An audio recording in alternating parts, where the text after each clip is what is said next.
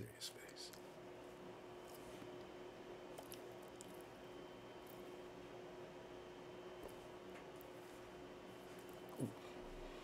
Fam, are we on? It's time. And if you're wondering what is going on with today, you never do these on Wednesday. Well, yeah, you know what? If we get a birthday of, let's see, what would we call Razor? Razor's a guy that likes to beat up on Rudy every chance he gets. So we thought we'd pay homage to our Rudy-killing dude. It's Razor's birthday today. So if you see Razor in the chat, make sure you say, "Happy birthday, Razor! Razor! Razor!" Never before has a team had such a stronghold on a team as the 49ers do the Rams. The 49ers have beaten the Rams 17 straight times. Woo! That's a decade of ass whoopings! Same old sorry-ass Rams! Oh, I do enjoy that. So, hey, but fam, speaking of which, hey, are the mods in the house yet? I love it. Rhodes Mathison's already in. And look out for Daniel Serrano. Jesus is my king. 77777. How many sevens? Anyway, awesome job, guys. I'm telling you, man, it's been very peaceful in that chat. I'm telling you. And they do allow for trolls to come in and make a mess just enough so we can all watch them get their butt thrown to the street. Get out! Get out of here! Boots in the butt and everything. I love it. Fam. Hey, let me, okay, Civic Sport injected FB6. Hey! We do this for you? Okay. I'll come back to that. But here's the thing. Did you check out the power rankings? We are in the future power rankings, and it's not a lot. You know, each and every year, 49ers might be able to finish number 37. There's only 32 teams. That's what we mean. Oh, things have changed. Each offseason BS. Oh, you know what? ESPN's been saying nice things about the 49ers of late. I can't even call them BSPN anymore like I like to. So I'll call them ESPN for now. ESPN released something they call Future Power Rankings, and it should be, to nobody's surprise, even ESPN. Oh, it's going to be hard. Happy to break. 49ers have made a major move up compared to a year ago. Their guys, Mike Sando, Field Yates, Louis Riddick. You know how bad Louis Riddick hated us for the last year or so? Because he lost the job to John Lynch as far as general manager. I know he's still mad. Louis can't, man, Louis, every now and then Louis says he drops a real zinger. But he's slowed down a little bit since we got Jimmy Garoppolo. But anyway, he's part of the team to go through all 32 teams using a scale of 40 to 100, rate the quarterback position, roster excluding quarterbacks, draft performance, front office, coaching staff. They average those results and weigh them to come up with a final score. So brilliant. Anyway, the weighting is roster 30%, quarterback 20, draft 15, front office 15, coaching 20. A year ago, the 49ers ranked number 30. See what I'm saying? And maybe we deserved it, maybe not. I mean, I never think we deserved to be brought up to the bottom. That was what the future ranking was about last year. They got some love for the front office and coaching staff changes, but it wasn't enough to make up for that shaky roster. We had to get rid of all of Trent's debris, which I still don't understand. Some of those guys I took a lot of time to pick out, so throwing them out in the garbage like that was pretty insulting to me. Hey, Trent. You didn't know what you was doing in the first place. Why they gave you the name the Draft Ninjas beyond anybody? The team ranked number 30 in roster, excluding quarterback. Oh, all right. 29 for the quarterback position. That's 50% of the grade.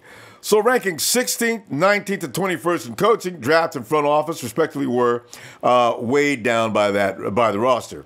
So this summer, the 49ers have what they hope is their answer at quarterback, along with a significantly retooled roster. That has moved them from number 30 all the way halfway up the chart to number 13. Is that, can I call me Lucky 13?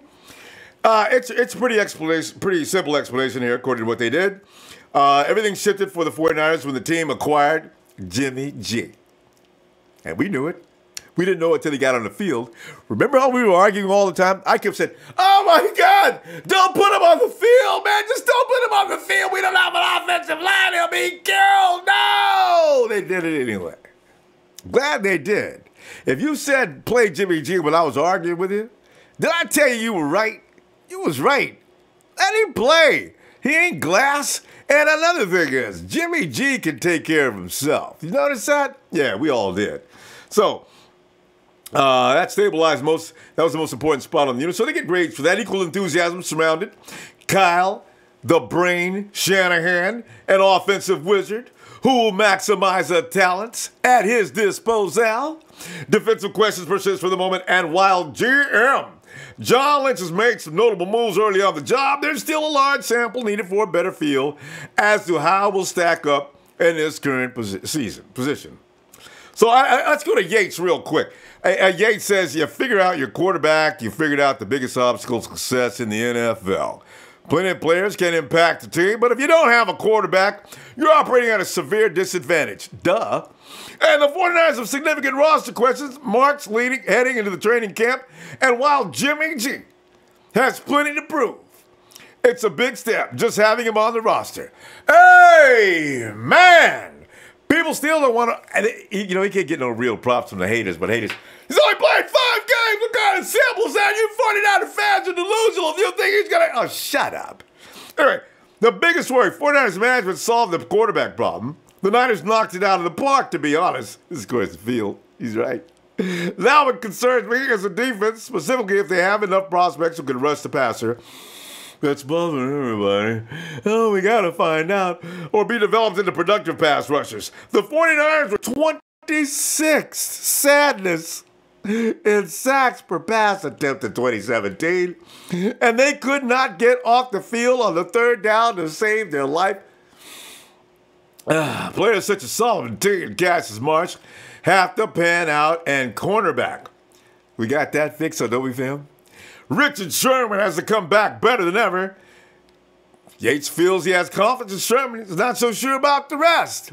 I am. Louis Riddick. You actually have to agree with Louis a little bit. His assessments are almost okay. Anyway, he says a pass rush is going to be the big question mark for the defense. There are other questions, but if the pass rush takes a step forward, this defense is going to do some damage. Ah! And what could change for the better? ESPN ranked the 49ers among the NFL's bottom third for drafting and the front office, but that's a little harsh, though. You know, evaluating your team that landed Garoppolo for a second-round pick. I mean, you really? How many teams could have landed Garoppolo? The Browns wanted to. They couldn't. So shut up, ESPN. I'm going to go back to BSPN. 49ers could take it off. If they still unproven Lynch shows himself to be an excellent GM. Well, that's, And finally, Sando says the 49ers ranked number 9 for the quarterback position, number 14 for roster, minus quarterback. Not bad halfway up the roster, because, normally we can't even get that, right? Number 10 for coaching, too low. Shanahan's better than that. Number 25 for the draft, that's too low, man. Number 22 for the front office. The world leader in sport is not fully sold on John Lynch. I don't know what else he has to do. And it's not entirely unreasonable assessment, according to some. The Jack McKinnon and Weston Richburg signings involve some big upfront money. But, you can also take an advantage at that ranking. You need to give Parag Marathi some proper respect for the contract skills. 49ers could take a hit with poor performances from one or both players, as with Garoppolo, but Marath has developed a contract protocol that gives the 49ers plenty of outs if things don't work out. You know what? He may have learned that from Trent. Honestly, I gotta give him a little credit on that one. But the 49ers have plenty of cap space, and even beyond that, they have contract flexibility, which is very important from even the biggest contracts. So the 49ers signing decisions have raised some eyebrows, but it's hard not to like most of the contracts. They should be worth a little bit more in the kind of ranking. So you know what? If you take some of that BS off the front office, and the draft was not bad. As you know, as I mentioned, did you check out yesterday? Actually, you posted it up. Bleacher Report has us ranked at number 2 for our sophomores this year. Now, if our sophomores are number 2, how bad could last year's draft have been? most of those young boys came out and they started last year on a number of occasions after the frontline starters ended up on the IR. ESPN, thank you very much. So we'll see what happens this year. The balance of power swing here. You know, and I hate to say it, but Rudy's boys and us are probably going to be battling for the West for a couple of years, it's at least until the Rams' contracts expire, which is coming up next year. And then we'll be solo until either the Hawks make a comeback or look out for the Cardinals, because that team has probably not going to lay dead long. And when you look at them really closely, the Cardinals are not that bad. And you got to fight hard to beat the Cardinals this year. That's a lot of power out the West Coast. Does it in there? You figure, as the Chargers is one of the teams that I'm concerned with as to whether we're going to beat them or not, and they're one of the teams I do have a little respect for, also constitute why some of the power swing is coming out of the East and into the West with the Chargers. But how can Phillip Rivers continue and how long? All right. And also that team across the bridge that I don't really like to mention as far as anything positive may get into the mix as well. With Gruden being on board, maybe they're going to change. Yuck. So anyway, Brady, his protege, the guy that was supposed to be his heir apparent, moves to California. Uh-oh! There goes that power, because the Patriots are coming down starting next year, and you can believe that. What else you got on the East Coast? The Giants? That's it. Dallas is not East Coast, and Texas. So you see, all signs are pointing west. Yes. Oh. We got this, Bobby? Uh-oh.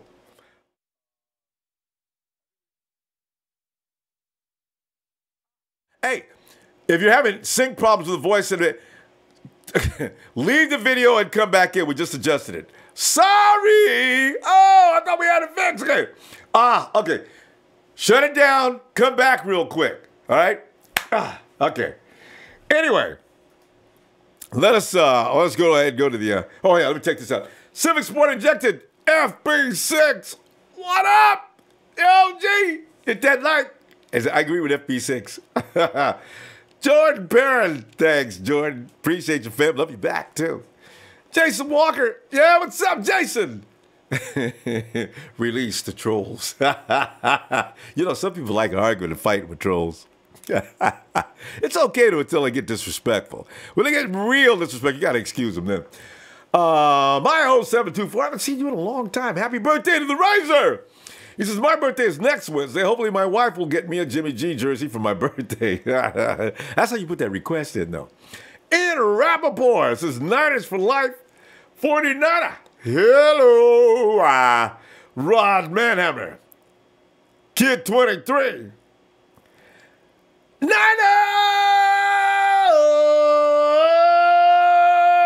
Hey, who came in and did that for me last week? Salvador Bariski came in and said he'd do some hollering for me. So pretty soon, we're going to have our designated Niners! You got to be online now. I mean, you got to be on either, you got to be on the phone or you got to be on Zoom. Hey, Israel's been waiting for a while. He's been chomping. Where's my headphones? I can't hear a thing. Israel! Hey, Ronbo. Sup? Hello. Yo. Hey, Israel. What's going on, Ronbo? Israel, man. Caller, man. I don't know why it took me so long to call in, but I'm here, man. Hey, good to hear from you too, Israel. And you know what? You have a lot of chances to call in soon, man, because the 49ers getting ready to go crazy, man. I tell you, these past couple of years, all I've been doing is watching old videos of the glory days and reminiscing about good times. And now I don't have to. I can look forward to the future for the first time in a very long time. It's a wonderful feeling. It's a great time to be a Niner, my friend. Hey, and did you watch last year's last 5 games over and over? Because I can't even count how many times I've watched them. I got them DVR, man. I watch them all the time. I got them DVR. I watch them all the time. You got to get a Jaguars game. Oh my god. Oh man. They still don't believe in Israel. They think we're lucky. They think the Jaguars took the day off. They came up with every excuse for the Jags. They really did, and they thought they were some sort of great team, but they're not. They're just not. No, we proved that. So let me hear this right. You said that that ESPN rated Jimmy Garoppolo as number 9. Yeah, I know. Out of 32 quarterbacks. Yeah. Number 9? Yeah, well, yeah, you know what? He's got to be in the top 5. Yeah, well, soon. Because try to think of 9 or 10 quarterbacks better than Jimmy G. See, this is the thing. When they say that, I'm trying to think, how do you guys come up with that number? Because they're still trying to put Carson Wentz at a certain position. I understand that. And I understand Brady, Roethlisberger, even our boy over in Seattle, Russell Wilson, Aaron Rodgers. Aaron Rodgers, even Russell Wilson, I can't understand that. Jimmy G is worlds better than Russell Wilson. I know, but you need in every category. You need stats behind you. You know, if you need some games. I mean, Russ has been to the Super Bowl a couple of times. Aaron Rodgers has won. You know, the Roethlisberger has also won a lot, and then you got Tom, who's Mr. Terrific. So you got to give those 4 for sure a little. Carson Wentz, though, Carson's good. I ain't gonna say I'll give it to him. Yeah, he had a good year last year. Yeah, I'll give it to him. But I don't know if he's skills wise. Hey, Israel, 2-minute drill. We're down by 4 points. Who you gonna? You got a choice between Jimmy G and Carson Wentz. Whose number would you call? Gotta go with Jimmy. Yeah, see, that's my measure right there. If the guy who could get me into the end zone within the next couple of minutes, and I got the most confidence in would be Jimmy. That's my quarterback. He's the one. That makes him the best. Yeah. So Carson Wentz works really well with the system. They got a great system in place there in Philadelphia. In terms of quarterbacks, gotta go with Jimmy G. Ooh. All day, every day. And you mentioned something else too. Jimmy G's not a systems quarterback. He'll work within your system, but if he need be, you can plug and play him into any system in the NFL, and he will strive. Yes. That man will strive. That's what I like about him. That dude. Ooh, he's so far above the rest. Oh, man. Best quarterback we've had since Steve Young. It's so great. Gotta be. Hey, so did you hear about Richard Sherman? What's going on with him now? Because unless you got something. Well, I just read online this morning that he was limping off the field yesterday. See, I read that too. I understand he can run like hell, but when he walks with a limp. I'm wondering, is it sore or what's going on? He's probably just starting to get used to it because this is the first time him fully practicing in the past well over a year, I'm sure. Yeah, almost, yeah, because he got injured in. What month did he get injured in? I think he got injured in October. Was it that early? Okay. I'm pretty sure it was October or November, somewhere around there. Yeah. But it's the first time practicing for him for a while, and he's going full speed ahead. So I'm not too worried about it. No, I know. The thing is, I was hoping he would like come out of his rehab a little slower. But he can't wait to get back. That's what I thought they would do. Yeah. Because I thought. But it looks like they're just going full speed ahead with him, and they're trying to get him in there as soon as possible. I know, right?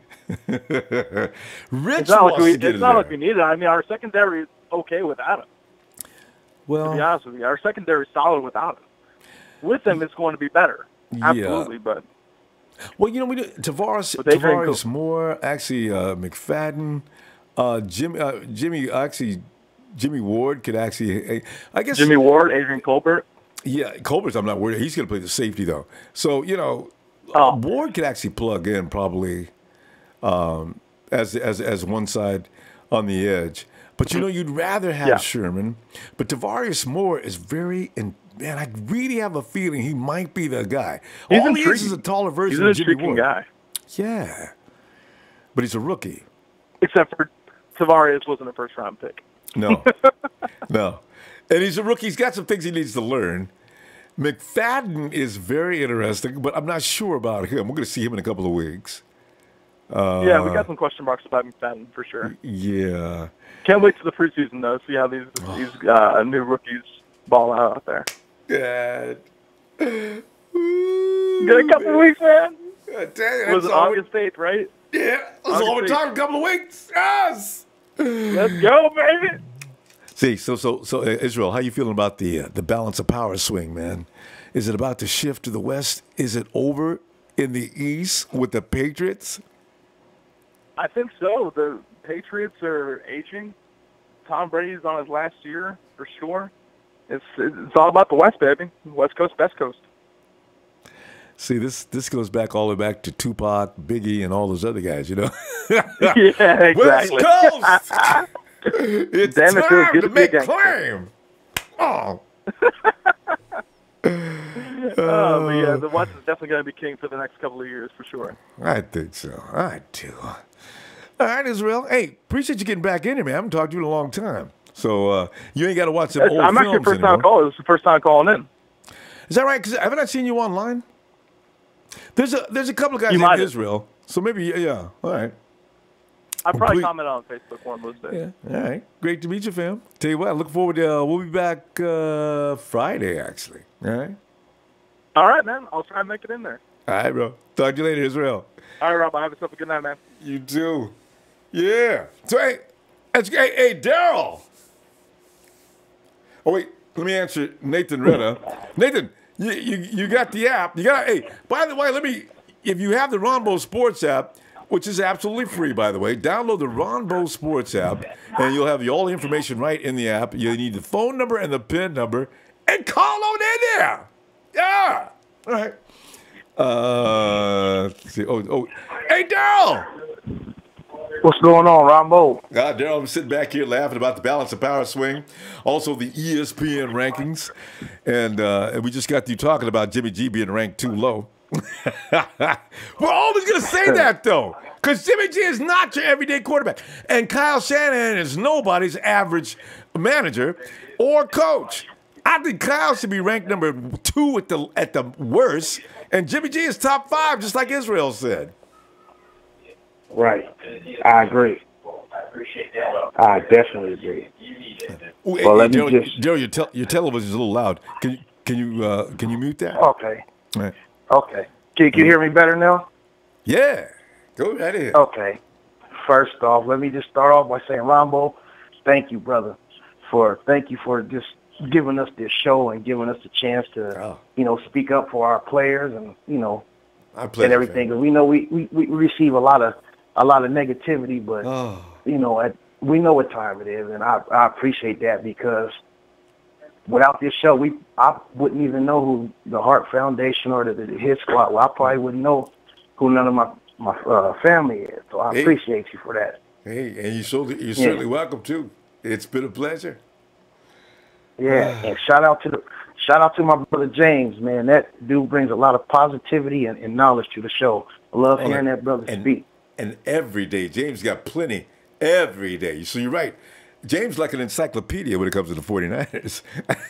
You talk about online systems. That's James' mind. Right. Go ahead, Daryl.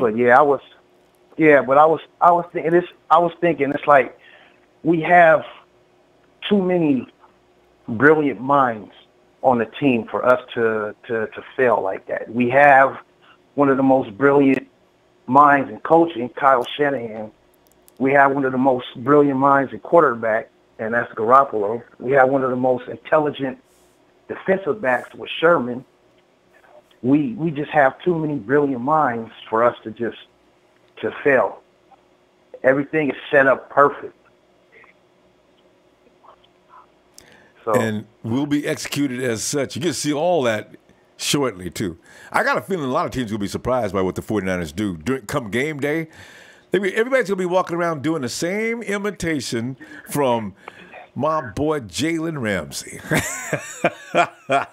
Oh, we ain't worried about that clown. You know what, Ronbo? I was watching the highlights of that game, and Jimmy hiked the ball. Yeah. He threw that ball so fast and boring, he twisted Jalen Ramsey around, made him do a 3-6. I said, damn.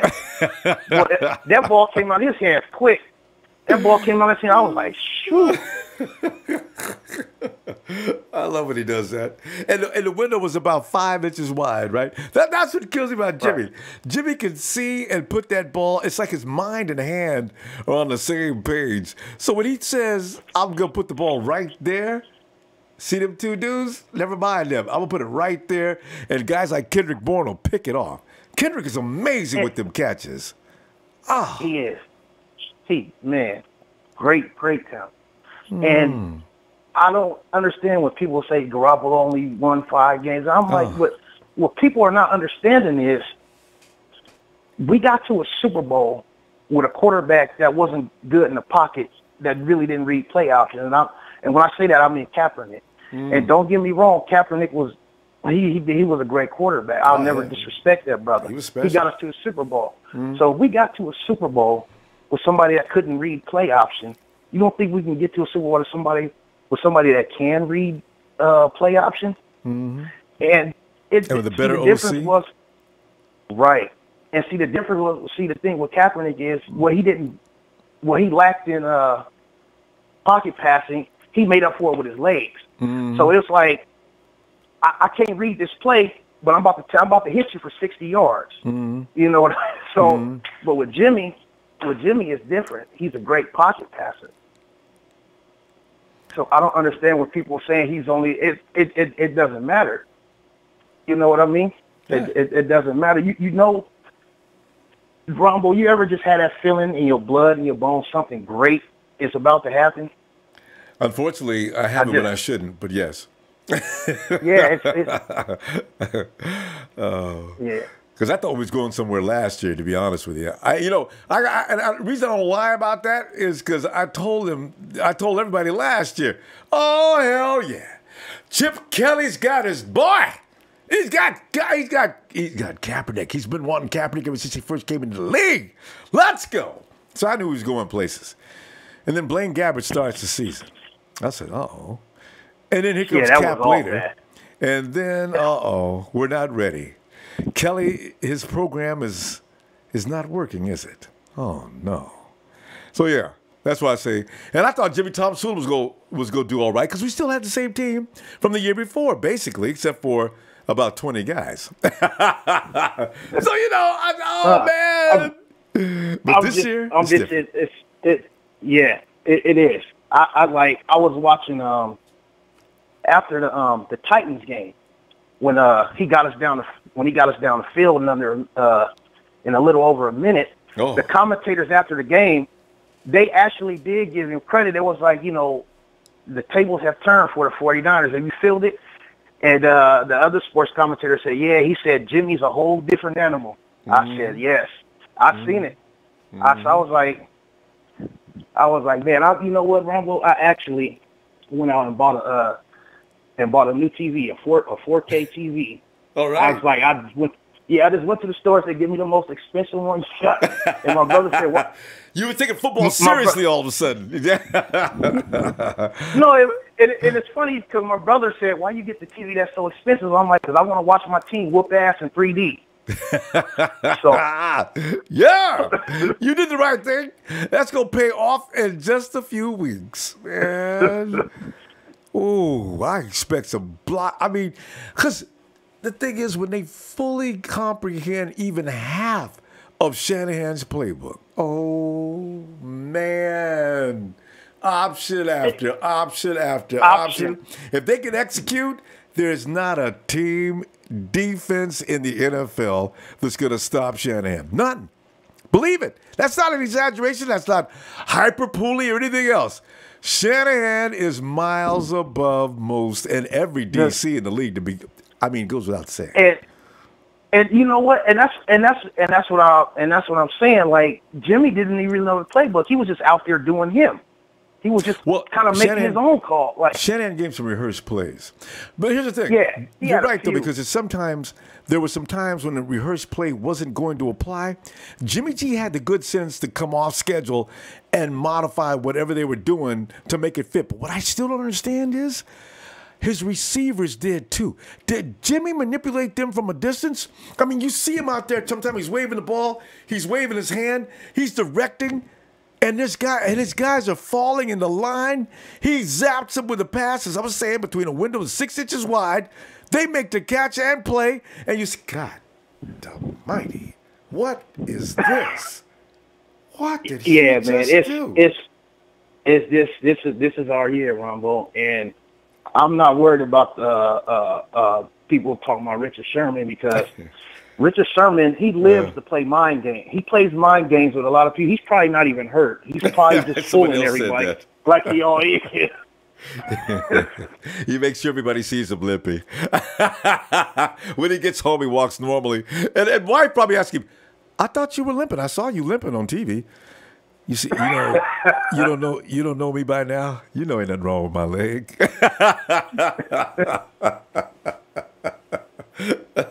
Oh, man. Oh, yeah. God. Yeah, he'll toy with you. Yeah. Even that joke with Jimmy Garoppolo's release.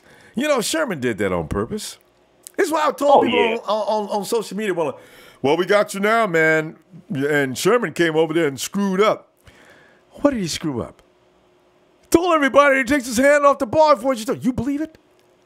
Well, that's what he said. Yeah. You know anything about football? Do you know anything about Richard Sherman?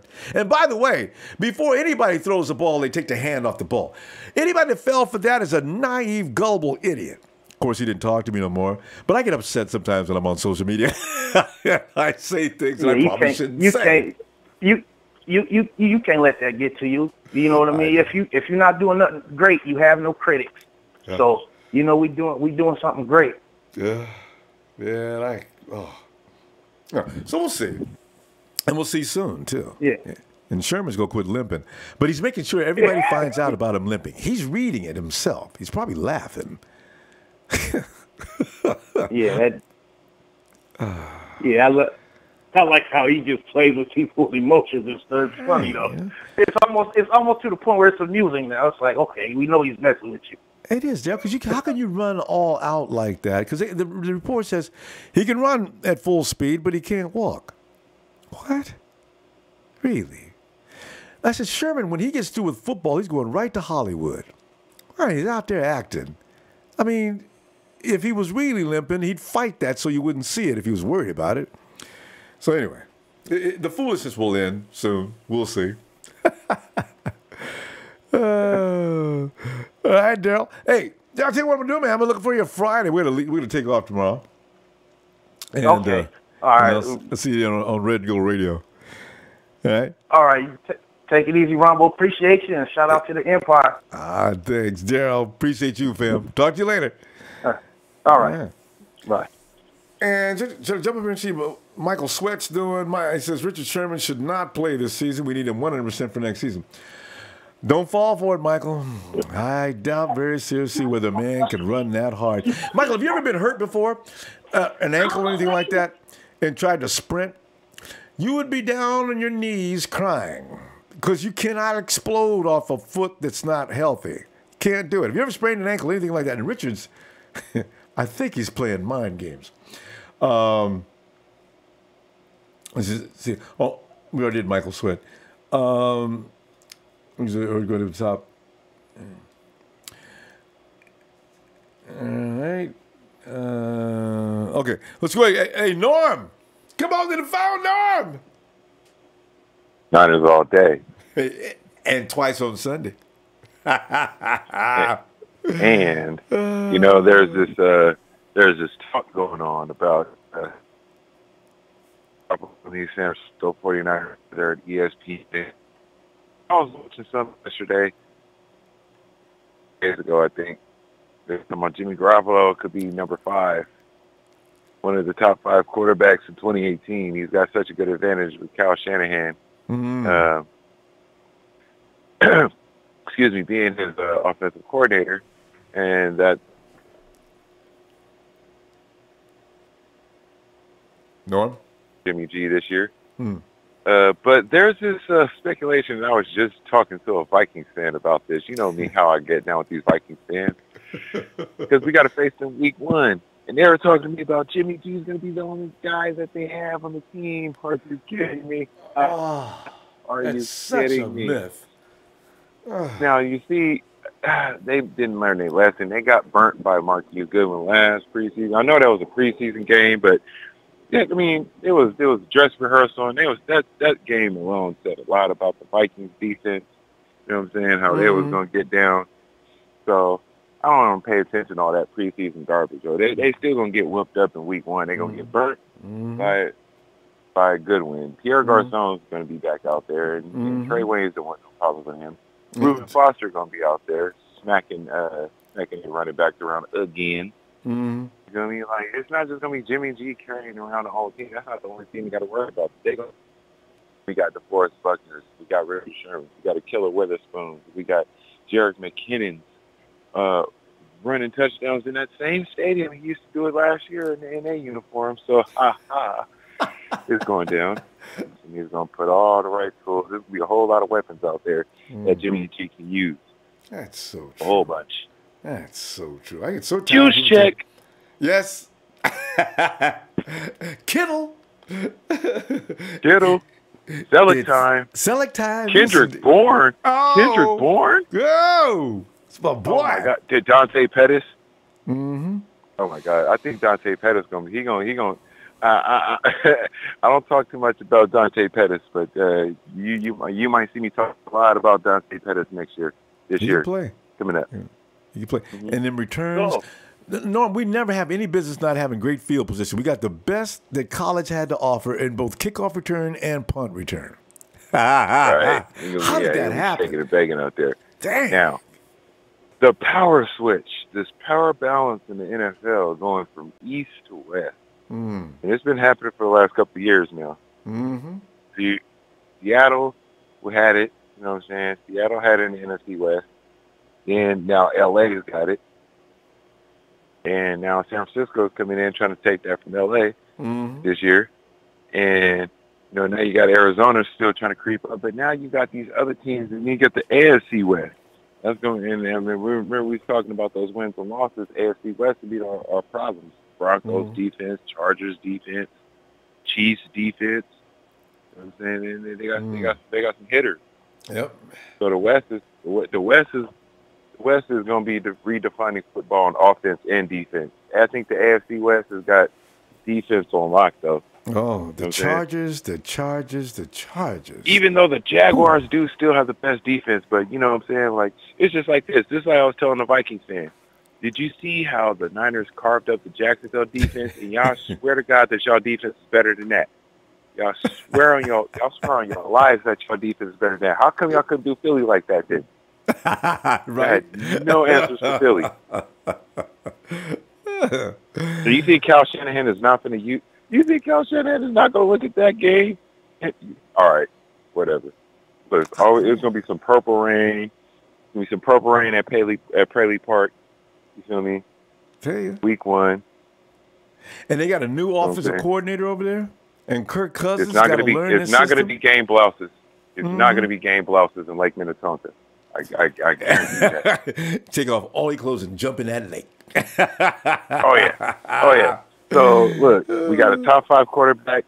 The power balance is moving out to the West for surely. You know what I'm saying? Matter of fact, for the next 5 years, the West got it, and it's probably going to be this LA San Francisco rivalry that's going to be popping off for the next 2-3 seasons. Only 2. They running out of cap, and like Talib he'll be 34. He better. I hope he is out there, but I doubt if he will be. And then you got Ndamukong Suh, who's been overpaid, and he don't even care no more. So you see, they got to get some new people. Can they get it fast enough? Not fast enough. Meanwhile, Cal Shanahan got all these rookies. He got hella rookies. You know what I'm saying? And hella people that's. You know what I'm saying? We got cap space still, I think. We still got a whole bunch of cap space. We can sign off a lot of people. So we got hella rookie contracts on our belt, and these rookies is really taking off. Oh, yeah. And especially you got Trent Taylor. I forgot to mention Trent Taylor. I don't know why. One of the other weapons is in Garoppolo squad. Yeah. It's going down. Like they don't have enough defenders, you feel me, in the NFC West to cover San Francisco's artillery on offense. So it's going to be many. How the defense, like it's going to take defensive coordinators years and years to figure that out. And Kyle Shanahan is just be meticulous with this. And Norm, even if they do, Shanahan is like that chess player. No matter what you do, Shanahan, if you cover up your head, he's going to hit you in the ribs. If you try to cover your body up, he's going to hit you in the eye. So you see, that's what I like about Shanahan. No matter what you do, he's going to have a counter. God. Oh, so it's going to be all good. We ain't got nothing to worry about, y'all. You know what I'm saying? All these haters. You know, this is what happens. This is the preseason hype. This is that off-season hype we got to deal with. You know what I'm saying? I was just waiting to see what happens in week 1 when we go to Minnesota. Oh. And when the more you think about it, and even beyond the red and gold glasses, I keep looking at a new offensive coordinator, if Case Keenum and the last offensive coordinator was in there next year to start, the Rams got toe up going to Minnesota too last year. Yeah. So I would be even more scared and realistically scared than I should be, and I am now. Kirk Cousins and a new offensive coordinator, I think it'll be like the Rams 49ers when Tom Sula played them. They weren't quite ready for prime time because they went on to the playoffs that year, as I remember. And we beat the hell out of them in the first game. We have a year behind us with a coordinator. And I bet you That's what I'm saying. The Vikings defense ain't got nothing on Garoppolo right now. They ain't even worked on. They just got the old playbook stuff. They ain't even seen it. Ain't nobody seen the new stuff or anything that Kyle Shanahan and Jimmy G been whipping up this whole preseason. Ooh, you know what I'm saying? They got a whole bunch of stuff they ain't even tapped into. You know what I'm saying? So once they tap into all that, nobody has film on that. Mm-hmm. And Norm, have you noticed about Jimmy G? Whatever Kyle sends out there for him, he processes that, uses it. He looks around and sees if it's going to work. He modifies it a little more. Oh, no, that's how come his guys are still in position. Because I always wonder, when he goes off schedule like that and the play didn't call for that, how is it that your guys are still with you?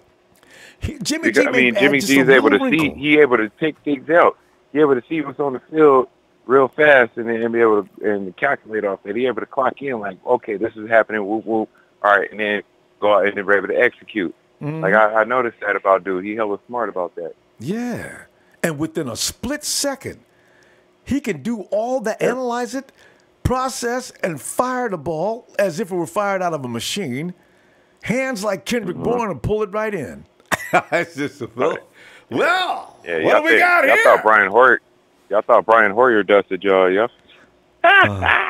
Brian has get whacked ass up by Jimmy Garoppolo. Oh, man. Poor Brian. He's that's probably glad Jimmy left. All I'm saying is, it's like that's all I wanted to say though. I mean, is that Garoppolo is not the only thing I got to worry about on this squad because we got a defense too, and we got a special teams on fleek. It's starting to get together. Then you got, you feel me? The power balance is shifting over to the West. Man, it's coming back to the West. It's gonna be back in the West for like 5 years, especially with the Niners popping off. Yeah. Norm, always good to hear from you, man. I'm going to talk to you later, all right? Yeah, Norm. All right, man. It's Niners all day. Let's get it. Have a good night, Norm. Sure. Yeah. And Norm is right. People keep thinking Jimmy G's got to carry the team on his own. You even see on social media, you guys put a lot of pressure on Jimmy G, man, to carry that team. Hey, he got plenty of people behind him to got his back. You tell me you got to carry nothing by himself. Jimmy G is a catalyst to make sure that position is taken care of, and he's going to do a damn good job at it. But being out there by himself, no. Got weapons, and the defense is probably tired of people talking about the offense like they don't exist. So that's why I look for them to get fired up even better. Besides that, they're in the second year in the same plan. Chris Kiffin in there to iron out some of the kinks. And if you're Cassius Marsh and Atafu, you get tired of people saying, they ain't got no edge rushers. If I was Cassius Marsh and I'm sitting at a restaurant and I hear some dudes over there talking about the 49ers, yeah, they'd be all right, man, but they ain't got no edge rush. I'd get up, wipe my mouth off, I'd walk off to the table. Hey, you ever played football before? Who are you? I'm Cassius Marsh. Hey, you know what, dude? I was just talking. You know what, Cassius? I was just saying you could make a difference because, Cassius Marsh is about 6'4", somewhere like that, 6'5". Probably goes around 260, 265, something like that. So if he's upset, it's probably best that you say the right thing. I don't see him being a Bruce Miller or anything, but you got to be careful, man. Isaac Tafoya, the man. Thank you, Isaac. Shoes 559. Yao Ming. Shoot, you got to spell it.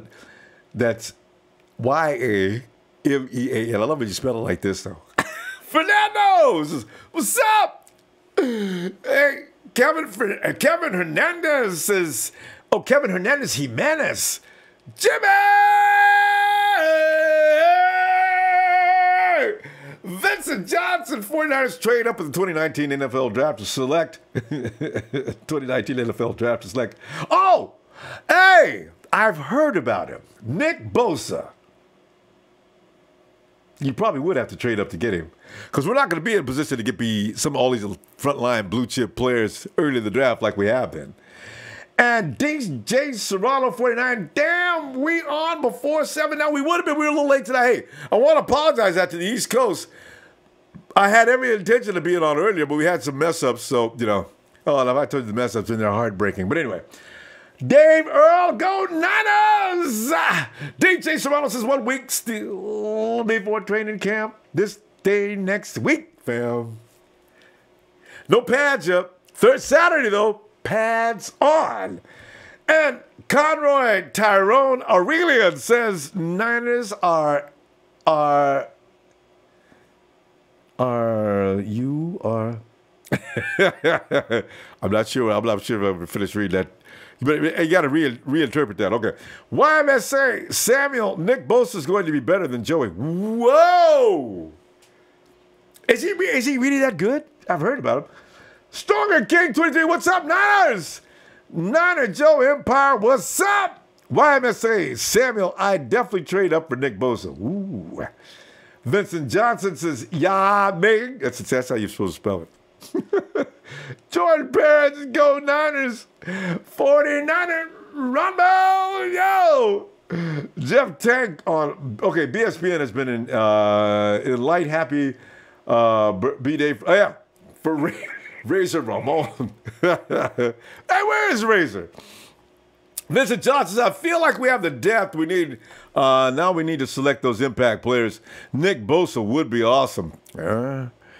Civic Sport injected FB6 Rudy. We're reaching out to you. We know you like the Niners. Join the Niner Empire. Open your heart, Rudy. Okay, that's Civic. He feels that way about you, Rudy. But I want you to stay right there where you are so I can continue to abuse you. Sir Garcia says, what's up? And Douglas Williams, Empire can feel that Niner fever. Watching Niners and Texas game right now. DJ LPZ Salinas, 13-3 season for the 2018 Niners. Statement in Minnesota, set the tone, go Niners. And Vincent Johnson said, I can't wait to see how McFadden and Moore play corner in preseason. Moore 6'2" with that 4.3 speed, I know, right? Jim Tyrus, 49ers fans, only works to laugh. Okay. Jordan Kelly says, Niners all day. Yes. Hey, oh yeah. Hey, Mel. My man. Mel. What's going on, Ronbo? As a matter of fact, Mel, how you feeling? Man, did we talk to you? You was in the streets of Miami the other day. And then you said you'd be back, yep. And I was concerned. I hope Mel's okay, because they got a lot of girls running around in the streets of Miami with bikinis on. I thought you may have been following one. No, one was following me. I had to handle that. Good comeback. I like it. And I'll put it this way to you. She's a Niners fan now. She said, "Forget the Dolphins." You're the standard. Yeah. Nah, you know what it is, Ronbo? It's something about dudes from up top, up north, that they love down here. So they could tell by how I walk, I ain't from around here. So, yeah. You know, they probably even ask you that. You ain't from around here, is you? Yeah. You know it.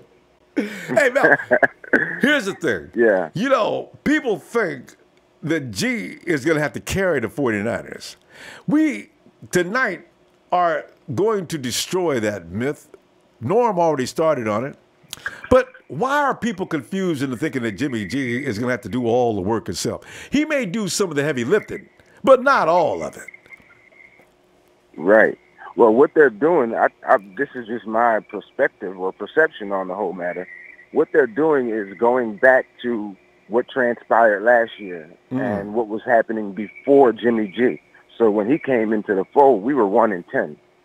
So he literally carried, the team for the rest of the season because we were a 1-10 ball club. But what these people aren't really taking into consideration is that how many injuries we had last year and how, that was the first year running a new offense. And we had a bum quarterback, and then he got knocked out of the game. And we had a rookie quarterback still wet behind the ears. Like, I still smell the Similac on his breath. So they're looking at it just like last year, where they're looking at it as though the 49ers weren't anything prior to Jimmy G. So they're going into the season with that same mentality, thinking that it's going to be exactly how it was last year. So they're not taking into consideration the fact that we got guys back healthy, that we have that we have a year under our system in the offense. They're not really considering those type of things. So they're thinking that it's just going to be a continuation of last season when we did heavily rely on Jimmy G. So they think we're going to go into this season with the same thing. But, Mel, I consider it unfair when I consider the amount of things that some people contributed to. I mean, you look at Marquise Goodwin, and you look at Kendrick Bourne, and you look at even Carlos Hyde to a degree. Offensively, they were clicking. And Jimmy G was the orchestrator, the master blaster, the man at the top, the brains, the operation. But still, he had to have George Kittle. He had to have Trent Taylor. So I'm saying, them dudes, I feel bad they ain't getting no love. And if anybody's just, I was out there with him, okay? If I'm Trent Taylor, if I'm George Kittle, if I'm Carlos Hyde, if I'm anybody, I was out there with him, okay? So I need to get a little credit. Right. Exactly. And, it's crazy to think that Jimmy G is going to have to carry the whole team is absurd. Our offense isn't even going to have to carry the whole team. There are going to be games where maybe our offense isn't clicking as well as it could or should, and the defense is going to have to take control. And we have the players to do that, to do exactly that on a game where maybe we only put up, 17 points or something. Our defense is going to be able to get the stops that we need. So we don't even have to, not only do we not have to rely solely on Jimmy G, we don't even have to solely rely on our offense. On offense. Yeah. And I think that that's what makes us so powerful is that on both sides of the ball, and even special teams now, our special teams is shaping up real nice.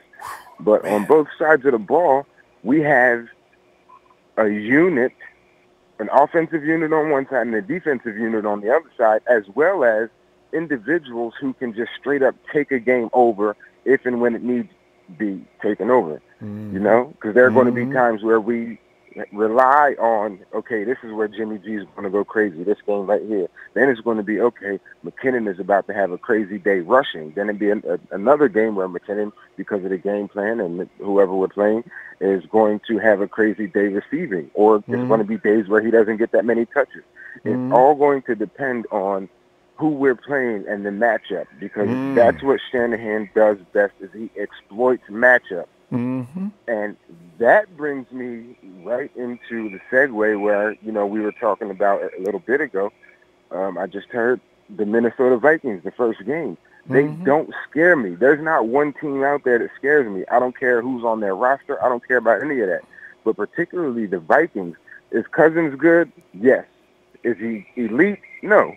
But even more so than that, the reason why I don't fear him at all is because Shanahan coached the guy. So we had a chance. Right, we had the chance last year. When we picked up Garoppolo, we could have traded him off. And we could have traded him off and picked up Cousins. Yeah. And we would have gotten a lot for Jimmy G, considering his productivity at the end of the season. So if Kirk Cousins was really all that special, then we would have been smart, and our front office would have traded him for, a couple picks or, just anything for a player and some picks. But there's something that Shanahan knows. So Shanahan coaching him, he knows his strengths and his weaknesses. And if you don't think that Shanahan is going to talk to the defensive coordinator and to the defense to exploit that, you're crazy. So he knows this guy. He knows him in and he knows him out. So the fact that he knows him and still chose Jimmy G after Jimmy G only being there for about 5.5, 6 weeks, that says a lot. So, and that right there should quell any type of, fans that are nervous and wondering if we made the right choice or wondering if Cousins is just going to have like a crazy record-breaking day. No, Shanahan is going to straight up exploit him the entire time, and it's personal. Yeah, because, he started off last year looking nasty. All the folks that was talking about Kirk Cousins coming to San Francisco this year was, they was crying as those who were against Cousins coming to San Francisco were just having a field day. Cousins didn't get rolling until about game week 3. He beat the Rams, which was interesting. So, yeah, and I had to do like a retract too. I had to recant some statements I made because I always try to catch Niners games live and in person anytime they come anywhere near the East Coast. So last year, I watched them play the Eagles. I was at that game because it's 15, 20 minutes from my house. But I also took the 2.5-hour drive. I took the 2.5-hour drive down to D.C. to FedEx Field to watch us play the Redskins. So I was at that game. And, I was talking trash and everything. And I was telling them, this is what I have to retract and recant and take it back. I was telling them, yo, you see that guy that's behind the center right now taking snaps? He will be wearing red and gold next year. I guarantee it. And I made a guarantee that he was going to be a 49er. Yeah. So, I had to take that back. And to be honest, I was excited when I thought that too, because it's like, we had Hoyer in there who couldn't throw the ball through a wet paper bag. If he stopped running and hiding, he was scared. God, Brian, be a man. Right. Exactly. Then we had CJ. So from Hoyer to a rookie in Beathard who does show signs of promise, but, that stuff takes time. We would have still been in serious rebuilding if we decided, okay, we're going to develop C.J. Beathard. He's our guy. We're just going to work with him and make him better. We would have been in rebuilding phase for a good 3-4 years. Yeah. And so I was happy, like, we're getting Cousins. But when we got Jimmy G, immediately I was just ecstatic because I knew him. I saw what he did, and I was saying at the time, the Patriots don't even need to bring Brady back at all after his suspension when Jimmy G was playing. Because the scheme is so awesome. All you need is a quarterback that has the skill set to do it, but more importantly, has the work ethic and the quarterback intelligence. And Jimmy G has that. He reads the defense like he's been in the league for 15 years. That ability to read and process and get rid of the ball all within a second is amazing. I don't know if there's another quarterback that can do it. They say Rodgers does it, but I don't never see him do it like that. We'll see. Never. Well, Mel, never. We're going to go, and I'm going to tell you what I'm going to look for you Friday. If we get back on mismatches. I want to talk about mismatches on Friday, and we're going to see like Minnesota and the Rams and those guys. Okay. All right, so I'll do my homework on that. Yeah. All right, bro. Have a good evening. Fam. Have a good night. All right, peace. You too. Hey. Yeah, as I sit here, can you imagine now if the Rams are going to continue without solid linebackers? Can you see Jerick McKinnon and Matt Breida working that middle all day on little out routes? There's no linebacker in the NFL that could actually stay with McKinnon. Not even Luke Kuechly. Good things to come. All right. Douglas Williams, what's up? Theo Romo. Yo. G.O. Utley. Noel Negron says, how about Goof, one of the bangers? You guys, everybody see that joke cartoon, or I call it a cartoon. That little a caption about the note that was sent between two guys where Golf says he'd pipe, and you know the rest. Oh, let's be polite. Tony, what's up? Jesus is my king, 777. As of July 18, 2018, Jimmy G is still undefeated, and I still run this place. There you go. Jesus, my king, has spoken. Robert Johnson at work checking into the Niner Empire. Hey, Robert! Anthony Anderson, what's up? And the Niners gang quest for 6 is on, alive, and well. Debbie, White. I meant to post that up too, Debbie. It's Jimmy Ward's birthday, by the way. Yeah, I saw that on Instagram. I was going to repost. I got to get it later. Okay. Happy birthday, Jimmy. Happy birthday, Jimmy. Happy birthday, Jimmy. Happy Niners birthday to Jimmy. And the Bobbage. What's up, fam? And this is Docious Lamph. Like, is that Docious? You can either way. Shout out to the faithful Docious. Everest Hutchinson, are you doing the video chats every night? No. We did this tonight. Before Razor. We thought we'd come in. Razor's not here yet, though. And we haven't seen him yet. Razor's probably partying anyway. So maybe, it's on his behalf, though. Richard Lopez Wilson is the most overrated quarterback in the game. I want to agree. I'll just leave it at that. Jeff Tan, 17 straight, followed by 19 more years, 7-9, 8-8. Same old sorry-ass Rams. Nathaniel Hurley says, happy birthday, Razor. At 49ers and Rockets Rider, it's... Thanks, fam. And he says, what's good, not Empire? And Tony Cope goes on to say, when Jimmy gets more field time this season, his ranking will come up, and he should be top 5, but needs to put in his time. That's true. And Trevor Marks, Rams fans, low-key 49er fans, just admit it. I mean, really, you didn't have a team. We were your only team, Rams. Your team was in St. Louis. You had to support us, or the Raiders, and you didn't want to do that, or the Chargers. And there's something going on between San Diego and Los Angeles. This is very interesting. Maybe it could be like Oakland and San Francisco. James, come on in, James.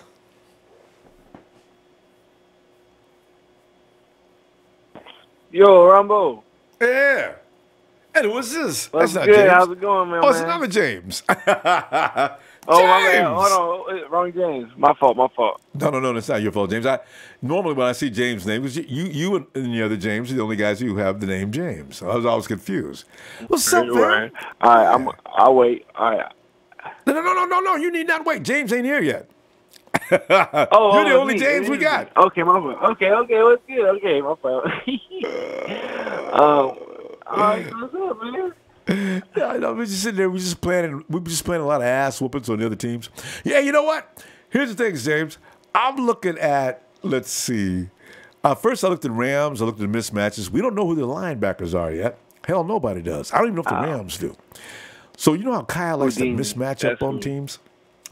I'm trying to. I see Trent Taylor working that linebacker crew, and I see Jerick McKinnon working that linebacker crew.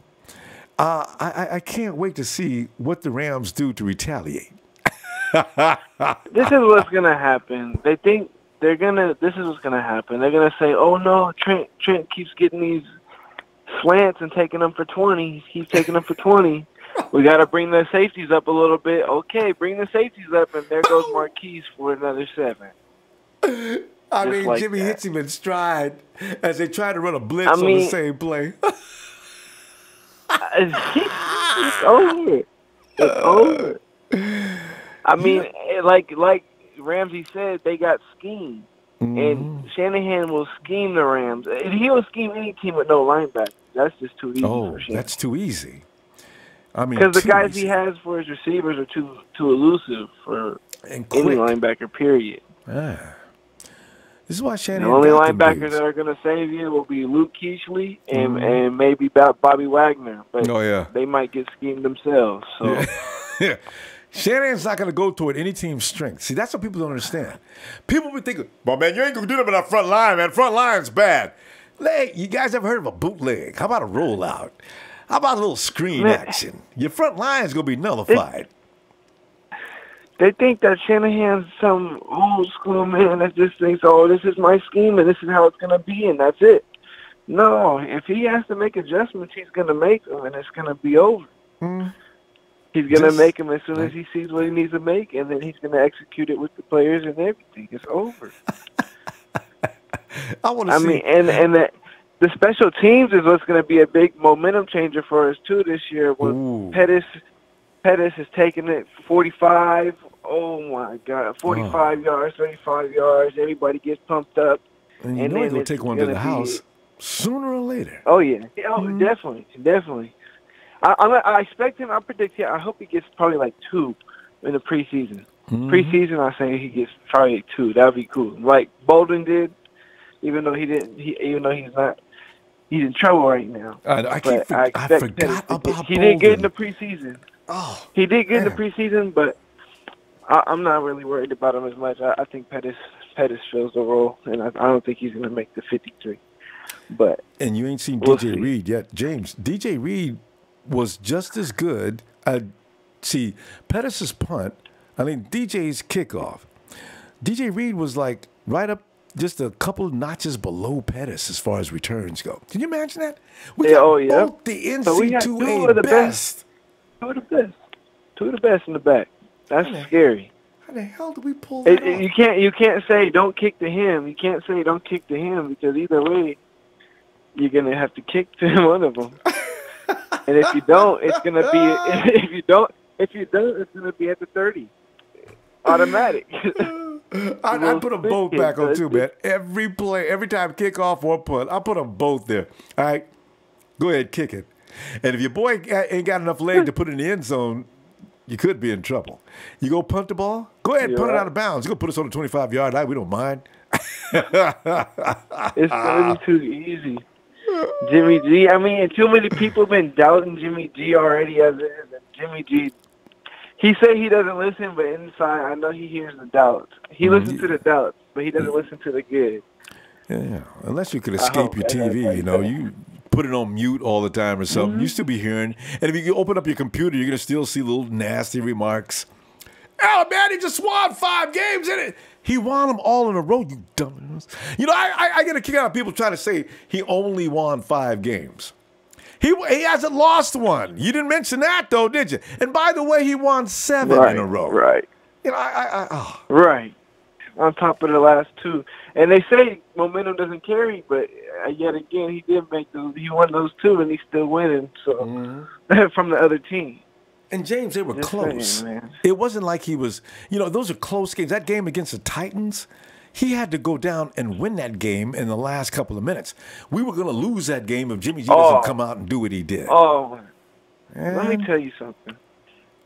I knew we were going to win that game when they hit that field goal. Tennessee hit the field goal, and they put the camera on Jimmy G, and he was on the sideline just throwing the ball. He looked at the camera, and he mugged the camera so hard. I was like, oh, man.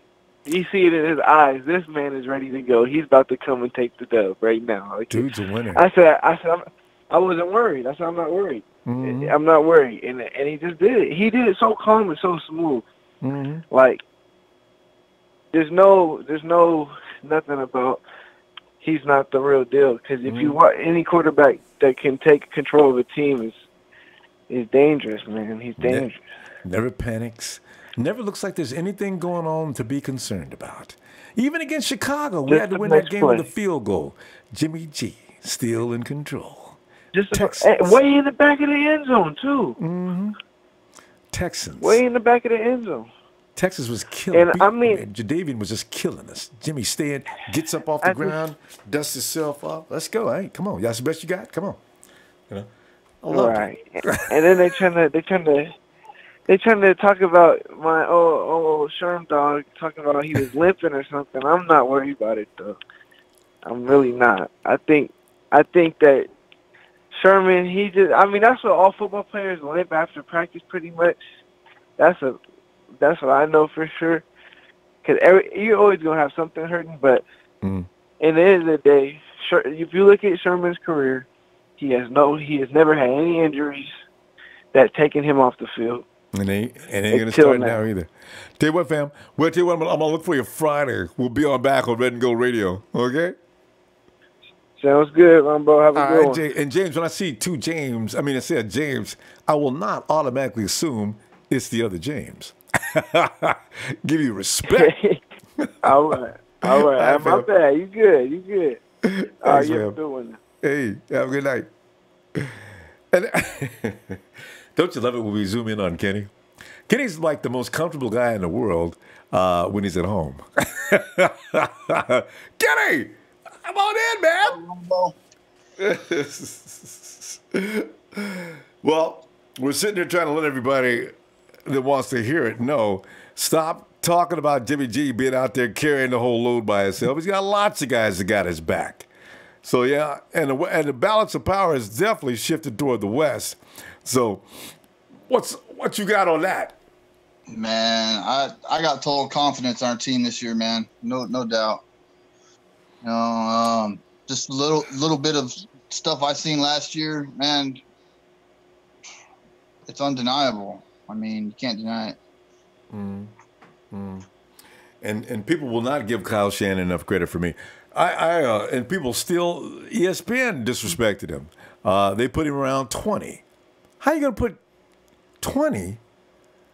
How do you put Kyle Shanahan below 10? 20. All right. They don't know what they're talking about. They'll see, man. We got to prove ourselves. That's the whole thing, man. We got to prove ourselves again. There's doubters out there who don't think we can do it. And this is going to be Robert Sala's second year with the system, and he got some extra guys to help out fill his holes. And we're coming, man. We're coming, and we're coming like a train. And I hope all the teams that we play can keep up with us because we're going to come out banging.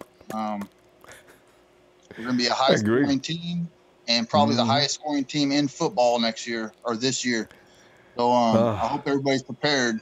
And if we go to the playoffs, I'm going to guarantee we go to the Super Bowl because last year teams were scared to play us at the end of the year, and they were hoping and praying or thanking God that we weren't in the playoffs because they know we were on a roll, and we were shooting it out, man. We blasted on the number one defense in the league and took care of them, took care of the Titans, and we were rolling, man. With style. Oh, and some guy on Twitter says he picks the Vikings to win the NFC West, but the 49ers, they'll have to get past the 49ers in the NFC Championship. Says, wait, here's the thing. If the 49ers get all the way to the NFC Championship game, that will mean they know exactly what they're doing and that Kyle Shanahan has everybody right where he wants them on that team. Don't bet any money on the Vikings. I'm telling you right now, Shanahan will cut them up like a surgeon because at that point, that means he can cut them up like a surgeon. So, don't bet on them. What do you mean win the they'll win. West? Or not even, what do you mean win the NFC West? They're in the NFC North. No, but the NFC Championship, right? So it'll come down to the 49ers versus the Vikings. Oh, man. Oh, that would, yeah. Good luck. Good luck to the Vikings. Yeah. Because, you're right. We'd have to even say good luck to the Vikings. Because, we already know what's about to happen. The strategy's probably already been laid out a week in advance. They probably polished it like it's shining like new money. Oh. Like I said, man, teams are going to have to keep up with us. So, I guarantee every team we play is going to be behind. So it's all good. And even if they aren't, they'll never get far enough away that we can't strike late in the third or fourth quarter. So we can already see what Jimmy G does when you get him in a situation where he has to hurry up and score. Well, I think he likes that. Just like that guy, just like James pointed out a minute ago, when we were down by the Titans, the camera pans over the sideline to Jimmy G, who was looking more like a veteran than a fourth-year player, went out in the field and said, you guys think you got this game? Let's go. Boom, boom, boom, boom, boom, boom, boom, boom. We're moving the chains like crazy. Kendrick Bourne, he's down to the 30-yard line. Oh, God. Hey, Ronbo, there's people out there who try to say, I'm keeping it real. They don't believe. And then there's people who do believe. And I'm one of the ones that do believe. And deep in the playoffs, and I think we can do a Super Bowl run this year with what we got. That's just the way it is. 13-3 because we got Jimmy G. Straight up. And I'm being real with that because what I'm saying is there's at least 3 losses on our schedule. I don't think Jimmy G is going to win it all out 16-0, nothing like that. I do think we will lose a game or 2 or 3, and on our way to Super Bowl. That's just what I think. I believe that, and I have faith in them. And I haven't seen a quarterback like this since Steve Young.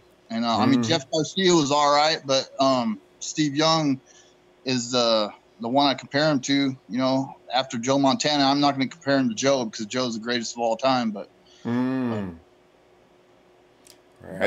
right, because that's keeping it real enough. Because some people equate predicting losses as being keeping it real. So why has it got to be all negative to be real? That's not real. I mean, how do you know? You don't know any more than I do about them winning. It's positive versus negative, all right? Just say it's your opinion. It ain't got nothing to do with real. It's you. You know? So. To each their own, man. Yeah. To each their own. Anyway, happy birthday, Razor! Leader of the hit squad, baby. Anyways, Ronbo, I just want to call in and give my little 2 cents. Happy birthday, Razor. Hit squad up. Niner Empire, Ronbo Sports, best in the business. 13-3 because we got Jimmy G. 13-3 because we got Jimmy G. Later, Ronbo. All right, Kenny. Appreciate you getting in here tonight, too. Have a good night, Kenny.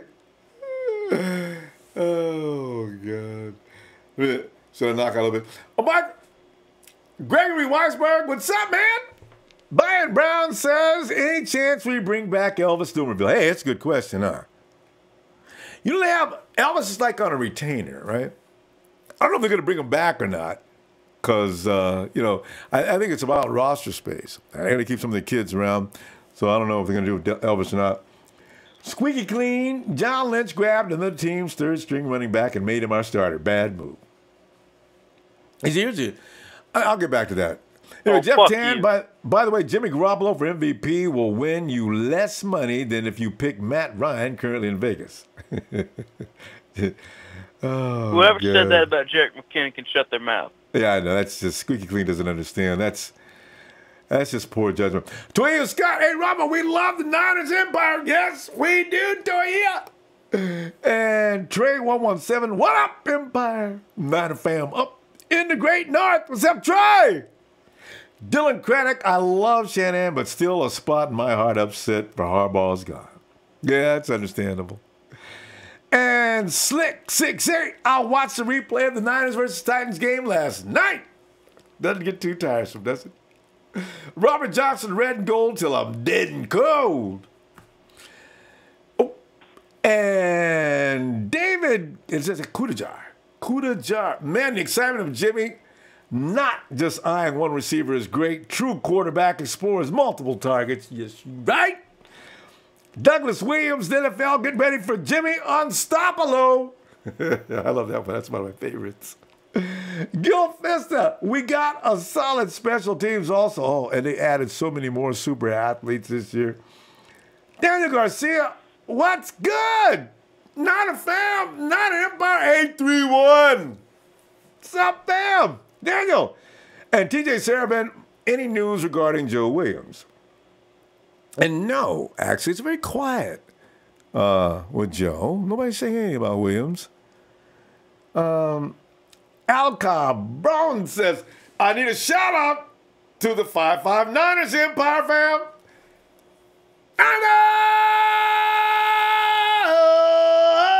To the 559. Niner Vega. Robbie the man, thanks for all you do. Hey, Niner Vega, thanks, fam. Yeah, it's not letting us a pure pleasure to get together with my fam. You know what I'm saying? David Kudajar. What Shanahan does with backs is one of his specialties. Yep. Him and I always fit Bobby Turner, right. Empire Strikes Back. I'll take Goodwin over any Rams wide receiver and Garcon as well. Yes. Niner Empire 7-7. Same old sorry-ass Rams! Why do I feel like I've seen this before? I think, we were doing this that game we played the Rams at the end of the season. It's almost in the same order. JB and Seahawks about to be so trash this year.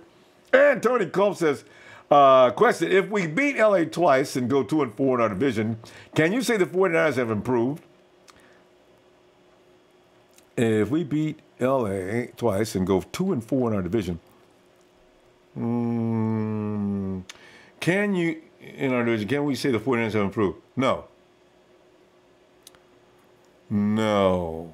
You got to beat the Seahawks and at least sweep.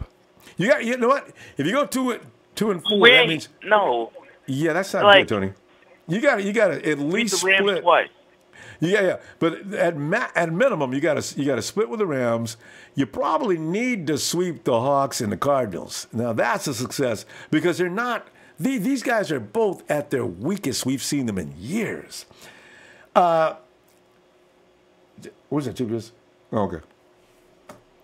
Hey, Tyler, let us take on just to think, the premise that Jerick McKinnon is a third string. You see, I think some people don't understand Kyle Shanahan. What is your feeling on that? Because you were about to interject on that anyway. What are you thinking? Well, I said that he fits the system perfectly. That's what they don't understand. He has shown the flashes of being able to do that, and he just hasn't been given the right opportunity to succeed in the right system. Kyle saw the potential and he saw the talent there, so he's like, okay, this guy fits my scheme perfectly, and he can do it. He's shown he can do it in the NFL. Mm-hmm. So let's not hesitate and let's go get this guy. Mm-hmm. And let me piggyback on that, because Bobby Turner and Kyle Shanahan go into the draft and they reach in the 4th and 5th round and make all pro running backs. So that's why you look at a guy with Jerick McKinnon's already skill set, he's not being used to his strengths. Whereas Kyle Shanahan looks at his system, and you got to trust Kyle Shanahan knows what he's talking about or doing. He goes and gets, this guy says, that guy I can use. Just like, what's our favorite wide receiver that went over to Atlanta and turned into a superstar? Taylor Gabriel. Taylor Gabriel was so in Cleveland. I think they were getting ready. They did kick him to the curb. Kyle picks him up and makes him a member of one of the most productive offensive teams in NFL history. So you got to trust Kyle Shanahan. If he likes Jerick McKinnon, you better believe Jerick McKinnon is nobody's defined third string running back. Yeah, you look at it. Well, hold on. Before I get started here, sing it with me. Can you wait? I can feel it coming in the air tonight. Oh no, I've been waiting for this moment for all my life. Oh no, hold on. Oh, You've been listening to a lot of music lately, and all these songs are way older than you. I don't care. It's relevant, man. Oh no, I'm amazed that you know those songs. I'm impressed. Oh, my coach plays all kinds of music when we're lifting weights and stuff, so he played that song. All right. That's a great song, Phil Collins. Oh, yeah. Man. But yeah, you got to believe in Kyle Shanahan when he's doing something. Just like Marquise Goodwin. Everybody called him what? Marquise Goodwin's not really considered a real wide receiver. He's just a deep threat. Well, look what he did last year with Kyle Shanahan. You can't go by what they were before Kyle Shanahan got them. So yeah. I mean, you look at it, like there were a lot of games where he had a lot of yards, but they were just off 2-3 catches or whatever. Then Jimmy G comes in and maxes out his potential. So, well, not really max it out because, like, obviously all quarterbacks miss things. Like, you know, I watched like I wouldn't say film review, but I watched some plays where you didn't see him, or, you know, but those things happen to everybody. So he really changed his potential and helped him reach a really high ceiling. But it's going to be even better next year because he's got Pierre Garçon coming back, Kendrick Bourne is going into his second year. He's looking great. And then you got Marquise Goodwin, he missed like 4 games last year, and he still should have had 1,000 yards. The Rams didn't knock him out cold. Oh, did Goodwin miss? Did he miss that many games? He had a concussion. Yeah, I think he missed like 3 games. Yeah, I forgot about that. You're right. He would have went over 1,000 easily had he not missed those games. Oh yeah. Dang. Definitely. Wow. And then when we were playing the Texans, okay, in the first 2 or 3 games is when you notice when he was missing stuff, really. I mean, well, in all those games you can notice when a guy misses stuff, but like I said, when Jimmy G was missing that stuff, it's because those small things that really are a big deal, but at the same time they weren't. We look at it, he missed, like Kendrick Bourne wide open against the Jaguars. I hated that, but you also look at some throws he missed in the red zone that he really should have got, and then you also look at that deep pass to Goodwin against the Texans where he thought Goodwin was going to bend it across a little bit more, and then he threw it straight up field or something. I don't know. Yeah, I remember that. Like there's like 2 different ways. This is what nails that myth in the back. He can't throw it downfield. He overthrew Marquise Goodwin. How many times has Marquise Goodwin been overthrown? You got to put some juice behind the ball to overthrow Marquise Goodwin. So, this is just adjustments that need to be worked out in practice. They need to work together. I need to know when he's going to break. I need to get a feel for his speed. There's a lot of adjustments to be made. They weren't able to make all of them in that 5-week period. So. Well, yeah, and that wasn't necessarily even why he missed him, because I think there's 2 or 3 ways you can run a post in the NFL, a deep post like that. And I think he thought he was going to run it a certain way, and then he threw it, different way. And in that case, the quarterback's trying to time that to put it right where it should be, so his receiver makes it easy for the receiver, and it's safe for the receiver, so he doesn't have to get killed if you put that ball right where he can run to it. Yeah, if he had known that, like if he had the time, that ball would have been right on the money.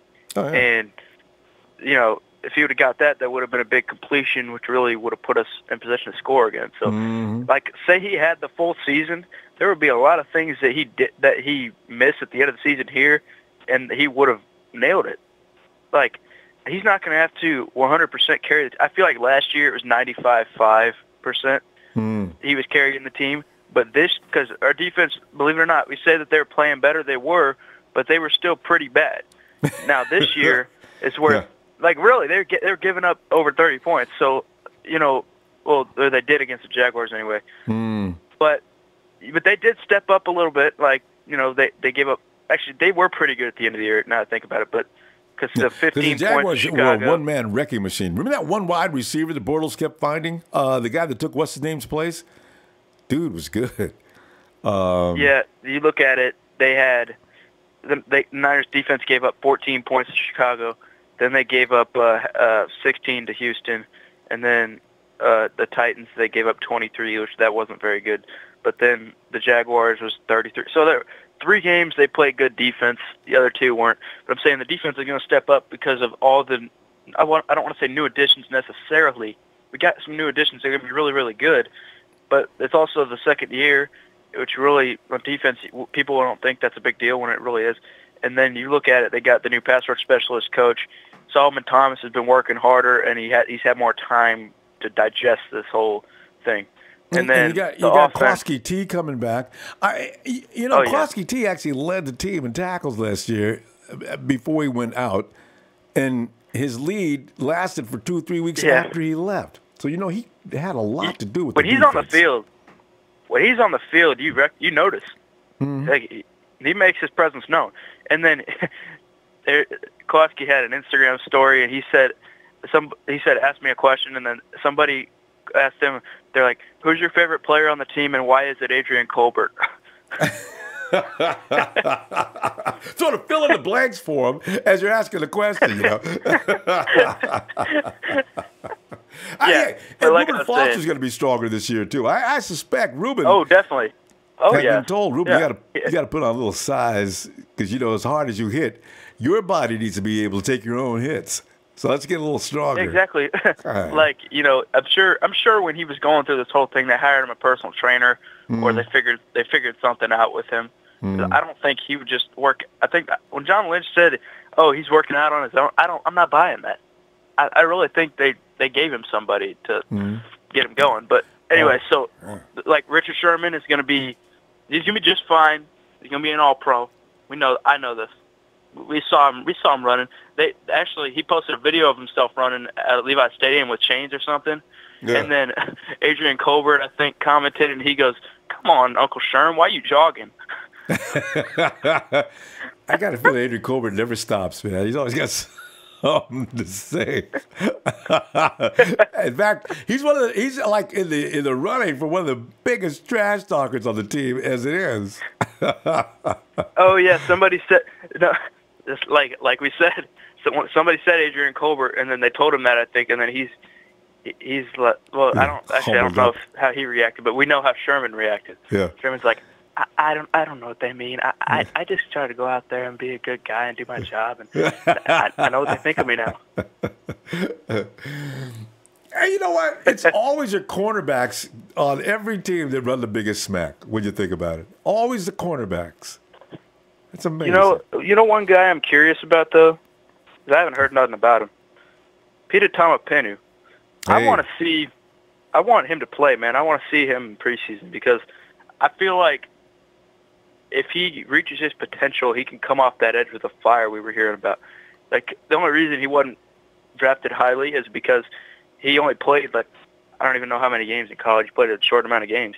So if he comes out there, like, I want to see week 1 against Minnesota on the first freaking snap or the first pass play. If they're getting after that quarterback, I think I will see speed full on coming at Kirk Cousins, and Kirk Cousins is going to freaking. Don't be surprised if Kirk Cousins goes down week 1, man. Oh, he gets injured week 1. Ooh. Oh, you mean going down? I thought you meant as far as getting sacked. I look forward to counting how many times he goes down in week 1, and I got a feeling it's going to be more than twice. Oh yeah, I feel like three or four. Yeah, I'm saying blue tent could be. And there could be a reservation for him in that blue tent on Monday night. On that night. Oh yeah. Bam! Or he'll pull. God, that hit was taking full speed from DeForest Buckner. Cousins is not moving. Buckner's concerned.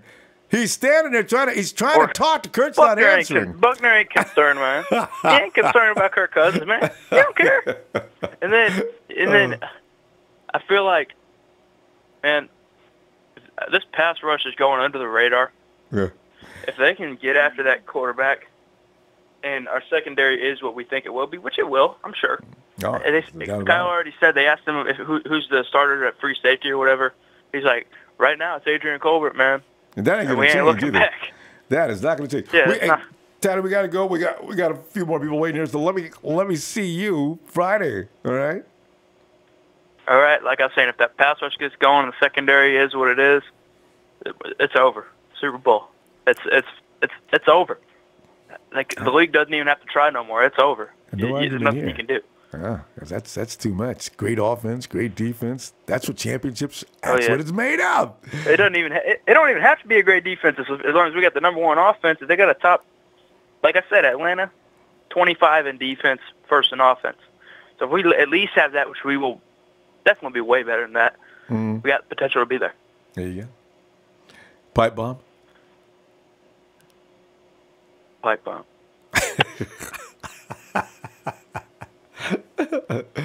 Hey, let's go to Michael Ellis. In all seriousness, though, I see Niners being no worse than 12-4, maybe 13-3, because we got Jimmy G.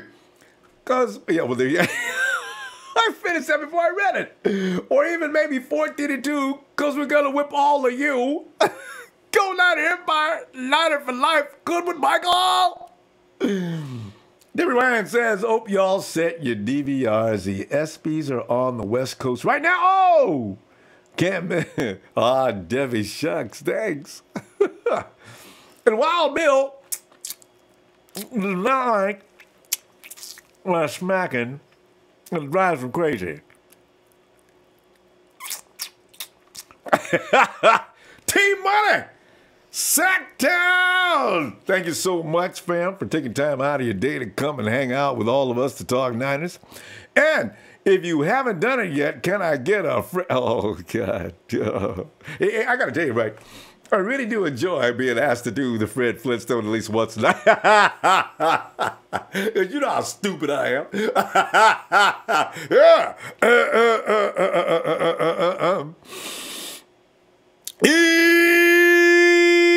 Yabba dabba doo! Flintstones, meet the Flintstones. They're the modern Stone Age family from the town of Bedrock. You can tell when a grown-ass man watches way too many cartoons in his lifetime. I can actually remember the melodies.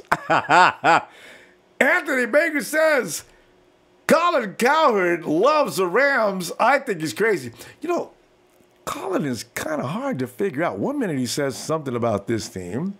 He'll go 360 and say something else. Remember earlier he predicted the 49ers were going to be in the Super Bowl? Well, now he's got the Rams going to the Super Bowl. So, yeah, Cowherd, I think he's either his medications are too strong or he needs to have them, maybe he needs to have them upped a little bit. Vader says, what's up? It's Vader time and Niners time. Always. Hey, joking. Good evening, Mr. Ronbo. Long time no see, my friend. That's right. Joking, I don't remember your name being Joking. Has it always been Joking? Yep. Yep. Joking. Am I pronouncing that right? You're pronouncing it right. Yes, sir. Well, Joking, how's everything, man? Tonight we're examining the myth that Jimmy G has to carry this team all on his own.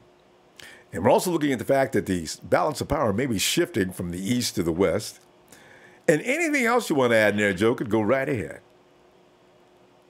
Well, I have to say the power is definitely shifting from east to west. Tell you what, this is the NBA 2.0. Everything good is going to come out of the West this year, I guarantee it. Yeah. Last year was an all-East NFC or all-East Super Bowl between the Eagles and the Patriots. Next year it's going to be all West, I guarantee it. But I have to say, I was watching NFL Total Access the other day. They were having a rapid-fire question shoot-off about the NFC West. And they were talking about the head coaches. Which team in the NFC West has the best head coach? And all the analysts were picking either Sean McVay or Pete Carroll. And at the very end of the segment, one of the other analysts turned around and said, how good is the NFC West? How stacked is the NFC West when someone like Kyle Shanahan isn't even considered to be the best head coach in the NFC West? And I'm here to tell you, Shanahan's time will come. Oh. A year from now, 2 years, 3 years from now, Kyle Shanahan will prove himself to be the best head coach. For now, Pete Carroll, longest-running head coach in the NFC West. He has a Super Bowl under his belt. He can hold on to that title of the best head coach. Sean McVay, got to give him his props for the time being. But, yeah, for people to say Pete Carroll, Sean McVay, who won the division with the Rams last year, yeah, it's for the third-place team, the 49ers, and Kyle Shanahan to be considered one of the top head coaches in the league, and for them to turn around and say, how good is this division if Kyle Shanahan isn't even considered the best head coach? That just shows you how good the West is. It really does. And that's going to evolve and change starting next year because Pete Carroll's going to fade into the mist. And it's going to be McVay and Shanahan's division for the next 2 years until the Rams go into overdrive trying to rebuild that team. And, Brian, if they don't sign Aaron Donald, that may not take place. Shanahan could take over this year. So... And that's the thing. The Rams right now, they're going all in. They're pushing all the chips into the center of the table, saying we're going for a Super Bowl right now. And they may have the 49ers number this year. They might win that Super Bowl. But the problem with NFL teams, when they overpay for top quality star players, they're going to hit salary cap hell. And they may have their victory this year, but 2, 3, 4 years from now, they're going to be having to cut star players that won them that championship, and they're going to drop way down to last place. The 49ers, John Lynch, brick by brick.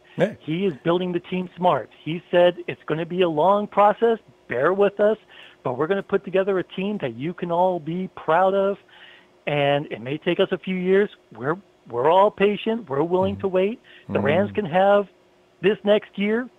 I mean, the 49ers may upset them. It's very possible. But the 49ers, from what I'm seeing, they're building for success down the line, 2, 3, 4, 5 seasons from now. They're looking for longevity in their rebuilding. The Rams, they might be one and done.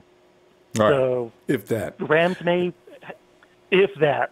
The Rams may win it all this year, but the 49ers will have the last laugh in the long run. And remember, too, Jimmy Garoppolo accelerated the 49ers program at least 2 years. This is why the 49ers, that blueprint, whereas maybe they were only on the foundation last season, they've got the first floor in. Oh, they've got the first floor in. This is why you already know, and with Shanahan, and as soon as that offensive program is installed, joking, you and I could go out there and play wide receiver and running back as long as you can take the pain and still win. This is what I like about Kyle Shanahan's offensive system. And the genius behind it is this. When you don't want to pay top dollar for the best players in the NFL, you don't have to. You go out and you get solid players, which is what they're doing now.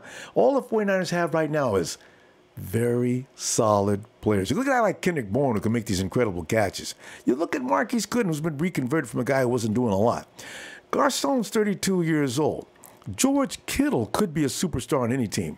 Trent Taylor is a superstar. He's the best at what he does. This is accelerating the program a lot faster than would have been anticipated. The defense is hard to peg right now because you don't know how well that rush is going to be. But the offense, if a team could stop the 49ers next year from scoring 28 points, they will do it a damn good job. This is why it's very clear as to why what's going on in Vegas is going on in Vegas. The writing is on the wall. Look out. The 49ers with Kyle Shanahan could be dangerous. And you're absolutely right. There are a lot more question marks surrounding the defense than the offense right now. I'm not worried about the offense. And touching up on the common topic this evening about Jimmy G carrying the team, something a lot of these people are forgetting about when it comes to last season. The 49ers spent a huge chunk of last year leading the NFL on players that were put on injured reserve. There were so many star players that missed playing time due to injuries. So Jimmy G took over a team with second stringers, third stringers, unproven players. Rookies. So next year, when we get all of these players back completely healthy, ready to go, Jimmy G doesn't have to worry about carrying the team when he has a healthy 49er squad with him that will be able to carry their weight and will make Jimmy G look even better than any of us can anticipate. Yeah, that's it. And I'll tell you what, going back to the 49ers offense, a little prediction I have, Jerick McKinnon. A lot of people talking about Jerick McKinnon, whether the 49ers overpaid him when they brought him into San Francisco this year. I will admit, I don't think he's going to be a 1,000-yard rusher this year, but I will guarantee you he will have well over 2,000 all-purpose yards. Kyle Shanahan is going to use him. He's going to use him in the run game, mostly in the pass game. He's going to be very dangerous in those passing routes. And that is where he is going to make and earn that huge salary that the 49ers paid him. So people may say, oh, he's not worth being the fourth highest paid running back in the league. He's never rushed for over 450 yards. He doesn't have to. Being in the Kyle Shanahan offense, he can go 500, 600 yards. He will make up the difference in the passing game, and he can be one of the top running backs next year and end up in that top 100 player countdown, which I'm still miffed. Only two 49ers made it on this year. Well, DeForest Buckner, oh man, he should have been in the top 50. Did Buckner made it? Wait a minute, did Buckner make it? He made it way at the end, I guess? He didn't make it, right? Yeah. No, he did not make it in that top 100 countdown. Quarterback hits. Statistically, quarterback hits, they don't count quarterback hits. They've got to be all out sacks. Yeah. Yeah, that's all the league cares about is your sacks. He had the most pressures and the most hits, and statistically, overall, was considered the third best defensive tackle in the league. But if he he only had 3 sacks last year, and he was shunned because of it. Yeah. We'll see, though. You know what? As bad as people talk about Eric Armstead helps DeForest Buckner out. When he's in the lineup, Buckner's more effective. When he's not, he doesn't get any love for it, but Buckner's more effective. And this year, if Eric stays in that lineup along with a polished Solomon T, there's no telling what's going to happen now. Hey, there is a reason. There's a reason why Eric Armstead and DeForest Buckner helped lead the Oregon Ducks to a national title game all those years ago in college. They worked together back then with the right defensive scheme. They will be able to do it again. Hey, tell you what, joking. Let's see you Friday. All right, good stuff. All right, looking forward to it, Ronbo. All right, fam. Have a good night. Yeah. You too. There you go. Oh. And Brian Culp says, if we don't sweep the NFC West, we won't get any respect. That's true. People seem to think the 49ers, everybody else has a standard around here. Well, the 49ers standard is up here. And if we don't reach it, 49ers suck. That's fine. We like having the bar set high for us. It makes us look like we're special, in which we are. Mitch Mack, what up? Yo! Civic Sport injected. Rudy, fix your account picture. Lambs only have one Lombardi. Where's Rudy's? Is Rudy posted up more than... I thought, Rudy, we don't count NFC championships from the 70s and 60s. Why do you keep posting them? Have some shame. We're in the Lombardi era. The Super Bowl era started a little after the Rams was worth a damn. Because why? Since then, they've always been same old sorry-ass Rams.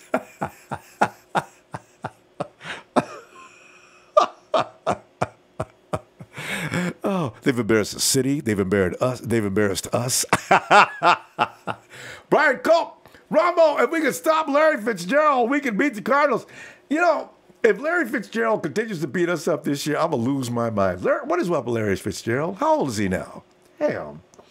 Jordan Kelly says, a couple of years ago, Aaron Donald had the most quarterback hits. Yep, right?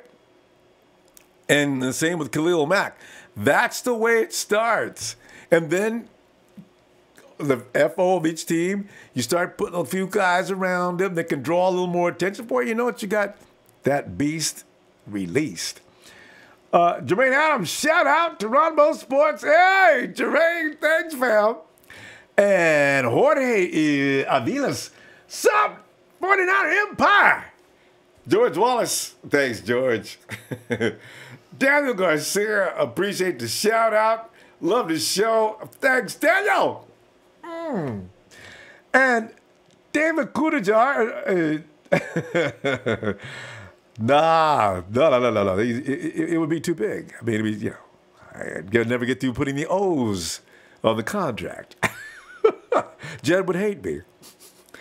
Timmy No Thumbs at work. Hey, but not gonna miss. Hey, Timmy, I love your name, man. Timmy No Thumbs.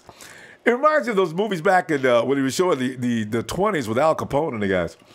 And Jesus My King 777. I love it. Rumble reads a comment and then laughs while listening to the comment. Sometimes the comments can get really crazy, but you guys are comics, man. Can't help it.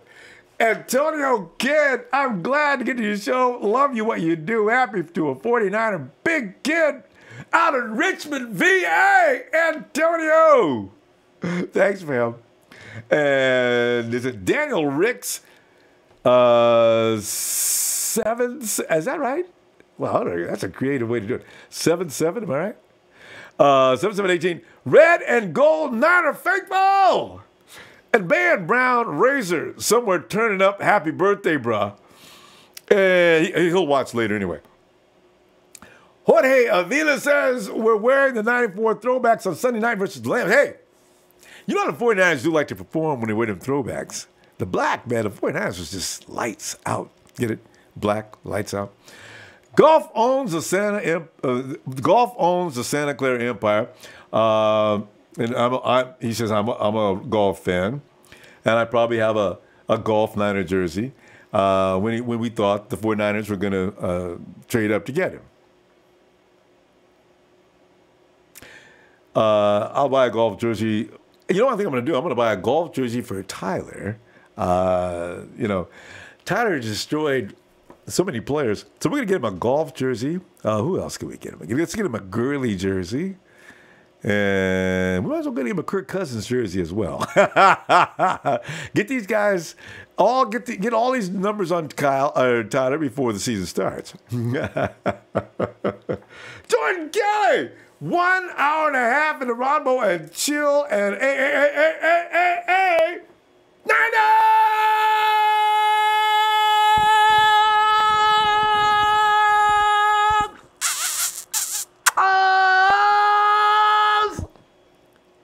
Oh, it's Sheik. I'm sorry, Sheik. I got him all wet. Sheik! Where's that music? Remember Dennis Stubblefield. He goes, different city, same team, same old Rams, same old sorry-ass Rams. Hello! There's city and there's dust. Oh! You talk about one team having a stranglehold over the other. San Francisco 49ers have beaten the Rams 17 straight times. Last time the Rams won at all against the Niners, 1990. Ronbo! Hit that like those sorry ass Rams. Oh, because those announcers just sound so serious and so pissed. They've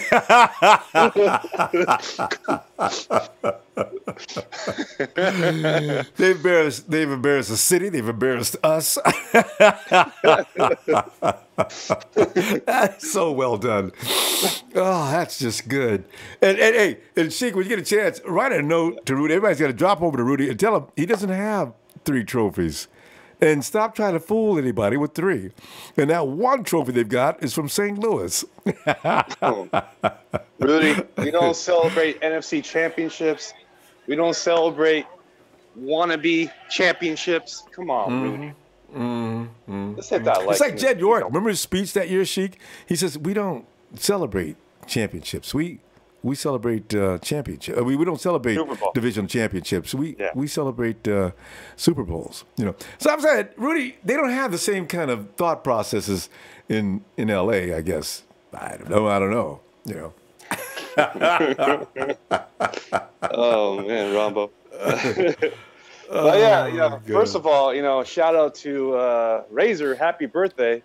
He's probably pulling up with his girl and his family. Shout out to you, brother. Hit squad. I'm excited, Ronbo. This is, we have 1 more week left, so they get this started, see what we got, get this rolling. It's going to be amazing because we got our quarterback. He's going to be showing up. He's going to show the world who we are. Because that's how we do. Because we get the greatest quarterbacks. We have Montana, Steve Young, and Jimmy G is in the wing to be showing greatness. So I'm excited. And, if you build it, it will come. And, Sherman joined. There's a lot of guys. They're all coming. So I'm excited. Yeah. I tell you, you got a right to be, too. It's going to be a very fun season, unlike we've seen in a long time. You can feel it already.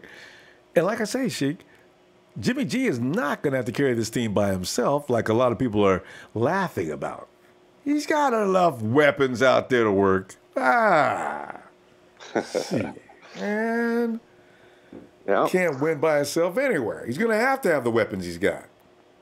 Yeah, and I think McKinnon's going to have a great year. And I shout out to the other caller that's saying, he's going to have 2,000 yards on rec yards and rushing. I was joking. Yeah, and I believe that. I don't think he's going to be getting 1,000 yards because I think it's going to be a community of running backs. I think Breda's going to be having a breakout year. I hope and pray Joe Williams definitely steps up. That's the only concern I have. Well, can you imagine that night, Sheik? During preseason game, right? We're all going to be sitting there waiting. Oh, God. Isn't that Joe in the backfield? All right, here we go. Set! 7, 8. Get the ball, Joe! Whoa! Joe Williams sidestepped that one really well. He's moving down the field. He's still got... Well, I was going to say, he's still got the ball in his hands. And we're going to say, oh, Joe! Give me the ball. Give it back to him again. Let's see if he can do it twice. Joe, he can run, Sheik. We seen him, man. Oh, yeah. It was all about dropping the ball. Yeah, he just, I think Turner is definitely coaching him up a little bit. So I think, I think, because he's an old school guy. So he doesn't tolerate fumbles. So, that's the thing I love about Turner. You can't. You could lose a game like that week after week. Carlos, as bad as we talked about Carlos, he wasn't really a guy that fumbled very often. Carlos had maybe 3 fumbles last year. Yeah, 2 or 3. Yeah. So, but he just went at him. He just goes right to the freaking guy. Doesn't go side to side. He goes right at you. So that's the fumbles could happen on him, but you're right. Joe Williams, yeah. So. Yeah, Joe Williams, he's a side guy, and Breda as well. He just definitely burned. Yeah, these guys look for the hole, and that's going to work better. I can't actually. Are you going to watch Carlos in Cleveland? I am going to keep an eye on him though. I want to see how he does with the Browns. Yeah, I'm curious. I always like Carlos. I'm one of the Carlos. I enjoyed watching him. I think he was a good player, but I don't blame him fully because the offensive line.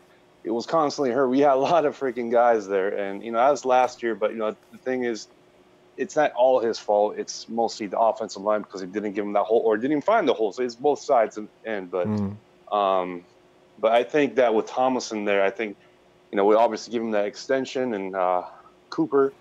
We'll see but Garnett. Those guards, I definitely want to see that, and I think Richburg being right in the front, I think it's going to be he's a beast at Rich. I've been watching a little bit of Richburg, Ronbo. I think he'll piss a lot of people off. Yeah, he pissed Solomon off already. So he's a tough guy. And I know you've been watching Solomon Thomas, Ronbo. Like he's ready. His hands, his burst. Oh, watch out! His footwork. I mean, Solomon's working on everything. He's not leaving any stones unturned in his technique. This dude is ready. And in a few weeks, he's going to be more than ready. I can't wait to see him in preseason. He'll be out there for a couple of minutes. We'll probably see something because he ain't going to keep him out there too long. Yeah, and I think, the guys that need to definitely, show up, and this is the stage for them to show up, is a secondary that we got rookies Moore, Harris. Tavares, yeah. Tavares, Richie James. These guys, this is a stage for them, the training camp and on preseason. So they definitely need to show up if they want to make this squad in the 50-man roster because everybody's job's on the line. I don't care if you look good in shorts. I don't care. If you can't do it on the field, I don't watch it. I love the way that came out. if you talk to Kyle Juszczyk, he doesn't own a shirt that he didn't cut the sleeves off of. He's so proud of those arms, So, if you look good with cut off sleeves, you still got to work for that job. We don't have. Hey, Sheik, let me ask you a question. Do you ever worry about the fact that we don't have a second string fullback? Well, the thing about Juicy, he got a little hurt, and last year, we didn't have him really a decent. We didn't have a fullback actually to replace him. So we just had like 2 running backs, or we just had 1 running back there. So it was not. Or use a tight end to, then it became down to just Kittle and Selleck blocking for him, But they can't do what Juice does, and a lot of fullbacks do. And that guy we got rid of last year, the backup, I thought they were going to keep him because, he's not bad. But they didn't think so. Or else they just couldn't afford to keep him.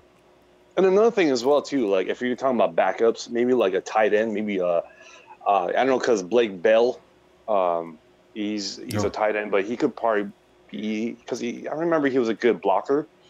So he could probably help out.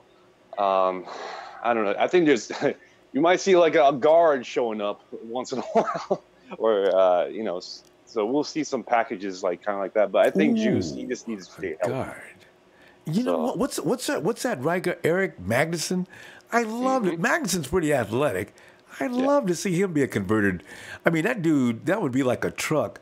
Talk about a big dude playing a fullback position. I can just see the other teams. Hey, come on, this isn't. Oh God, it's not fair. How much does he weigh? I just want hungry freaking, biting. I want freaking this hungry. I want them to cuss. I want them to just burn. I want them to go crazy on the field because I want winners, man. Like shout out to my secretary. I want winners. If you want to make it a team, because that's our promise. It's a Super Bowl, and that's where we're going. Nothing less. We don't just going for NFC champion or NFC West champions, Rudy. We don't freaking represent that. Yeah, we don't win. We're not division champion winners. We don't have them, and we don't put trophies up for that. Like Rudy does. Come on, Rudy. Come on. Get on our label, Rudy. See, we got to go. I'm going to tell you what, I'll be looking for you Friday. Definitely, Ronbo. Well, definitely, everybody. I see like there's like 89 likes. I want more likes. No. God, we're 11 away. Yeah. I want some likes, guys. Tell your friend, to come and like the freaking page. If you're a Niner fan, share that, guy. Just hit that like. Even if they don't like it. Exactly. Make him like it. And Rudy, don't forget to hit that like if you're gonna call. I know, man. Especially Rudy. God. Yeah. See. Ronbo. Thanks, fam. Definitely, brother. I'll see you later, man. All right. Hey, wait, one more time. Same team, same old Rams, same old sorry-ass Rams. Hello! It embarrassed the city, embarrassed us. You talk about one team having a stranglehold over the other. The San Francisco 49ers have beaten the Rams 17 straight times. Last time the Rams won at all against the Niners, 1990.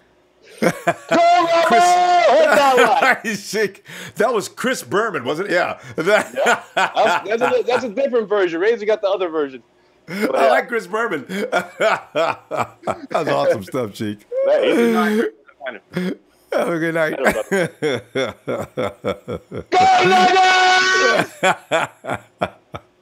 Hey, Rudy tunes in to hear that recording every night, every time now. That was Madison. It's not even Halloween yet, and we're starting it, Rudy. October, we're coming. We're coming for you. Be ready. We're all in California. What you gonna do, brother?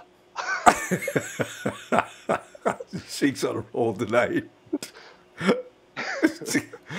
Rose Madison has something to say. Let me read this. He says, and no team has the greatest chat room in the world like us. Yes. Michael Ellis just loved the Ronbo show. I live in Texas with all these cowgirl fans. And myself, a longtime Niners fan. Niner for life. Yes, Michael. Thanks. And hey, for what you do. Thanks, man. Shucks. And hey, you know what? I feel bad.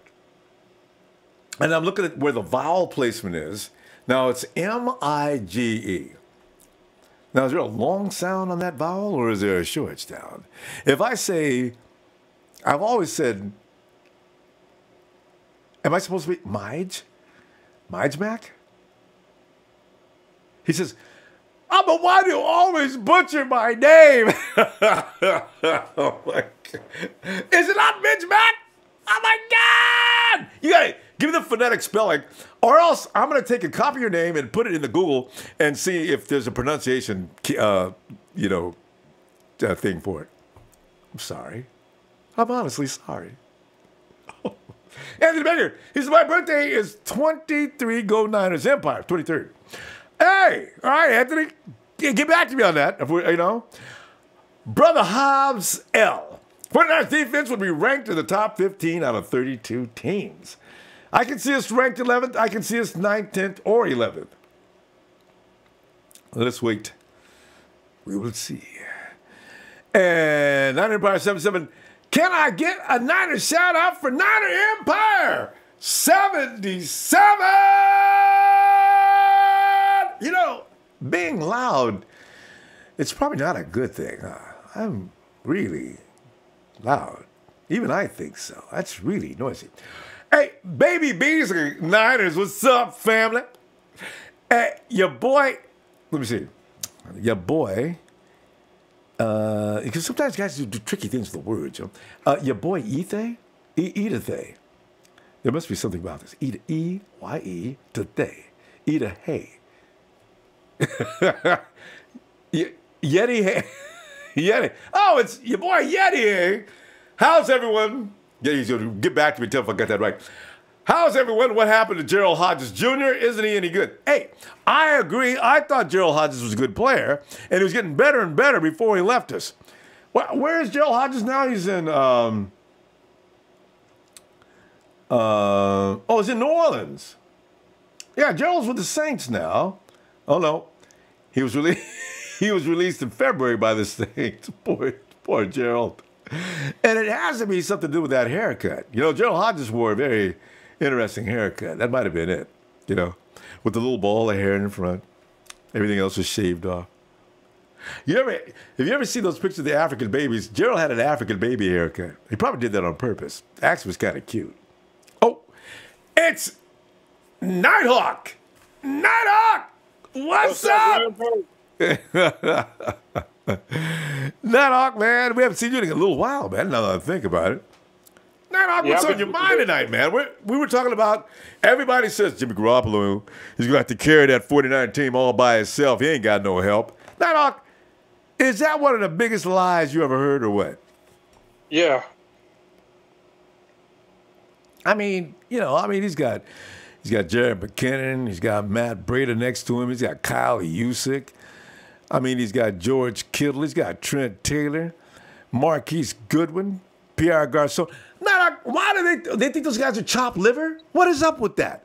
He ain't caring nothing about it. He's using them dudes as his army. He got a good players around him. Yeah. Good offensive line now, too. Man. And the defense. Hey, Nighthawk, let me ask you this, too. Is Richard Sherman seriously in pain, or is he trying to fool people?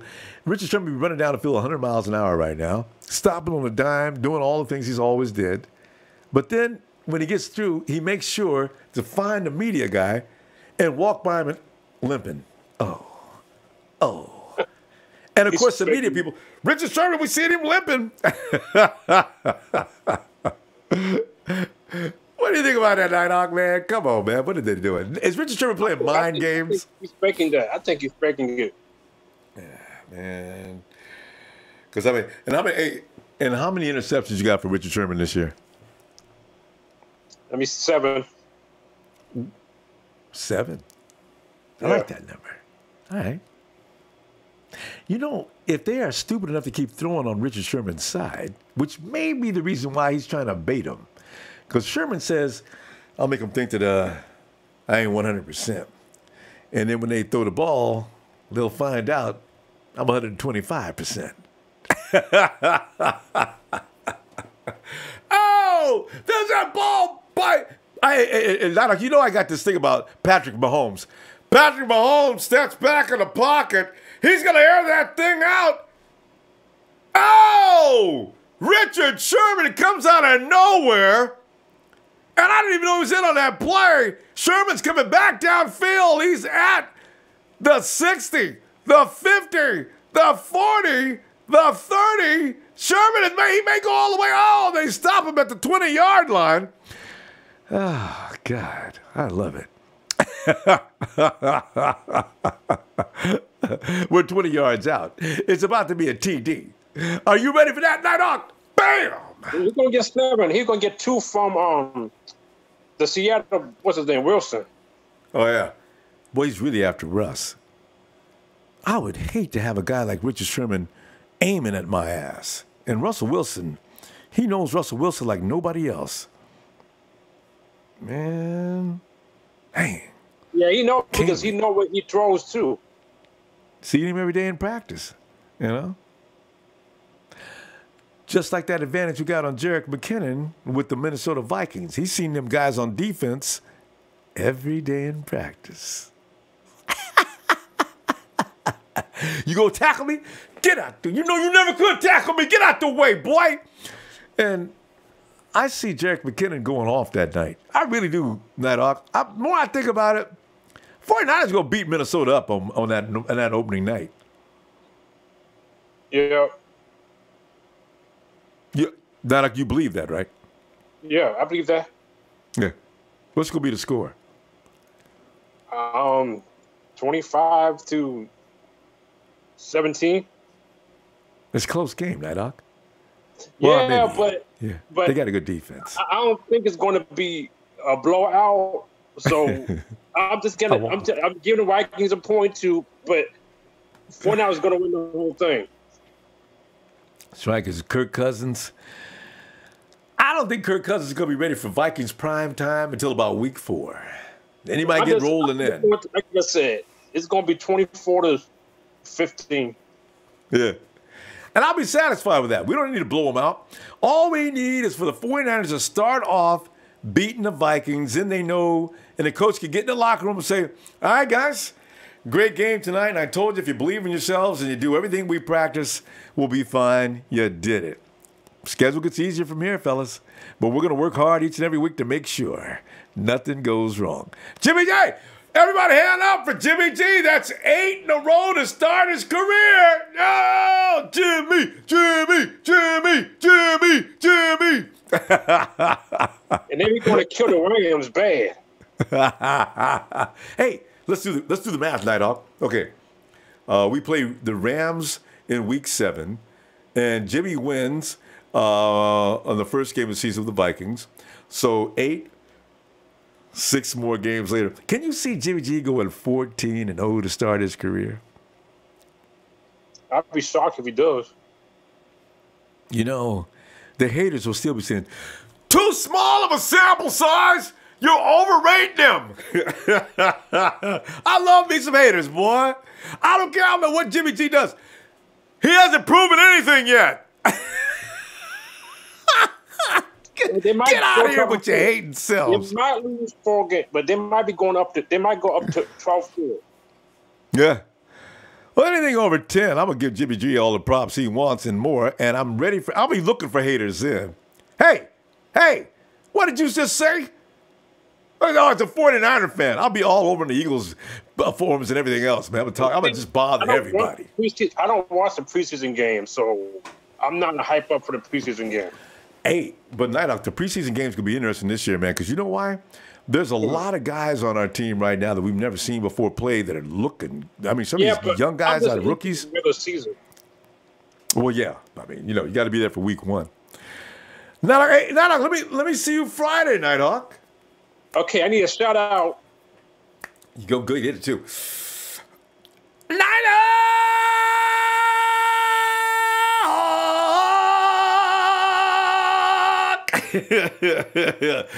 I got that right, Hawk. And Rams suck. Empire in the house. They've embarrassed the city. They've embarrassed us.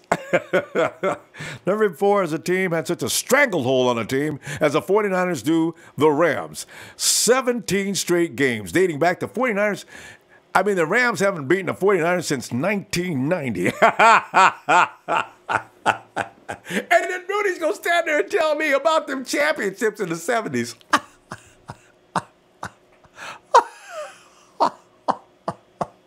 Oh. You know, it's impolite. Fam, we should not laugh at Rudy. I mean, come on. Poor guy. Can you imagine? Jesus is my king, 777. My son said he would rather be whooped than wear Rams jersey. Jeff Tam. Hey, you like hot pot? Ooh, hot pot. I know about hot pot. They eat it all throughout Asia. It's a big pot. In fact, you know what I know about that? I know the sumo wrestlers get big because of that. Sumo wrestlers eat out of hot pot about 2 or 3 times a day, and they just keep throwing food in, throwing more food in. And the boiling soup cooks up. Oh, God! Okay, where were we? Yes is the answer. David Kudajar, hey, thanks for the shout out. My family got a big kick out of it. Dave, man, anytime. Mitch Mack, it's like saying Miguel, but short without the L. I don't know why I didn't know that. Big Mac? I'm so sorry. I feel like in 3rd grade when I made a wrong mistake and the teacher made it real clear to me real easy. Hey, JJ Cable, hey, what's up, bro? Love what you're doing. Keep us going till the season starts. I salute you, bro. Can't wait till next week. JJ, you and me. Oh. Pappy Pablo XXS.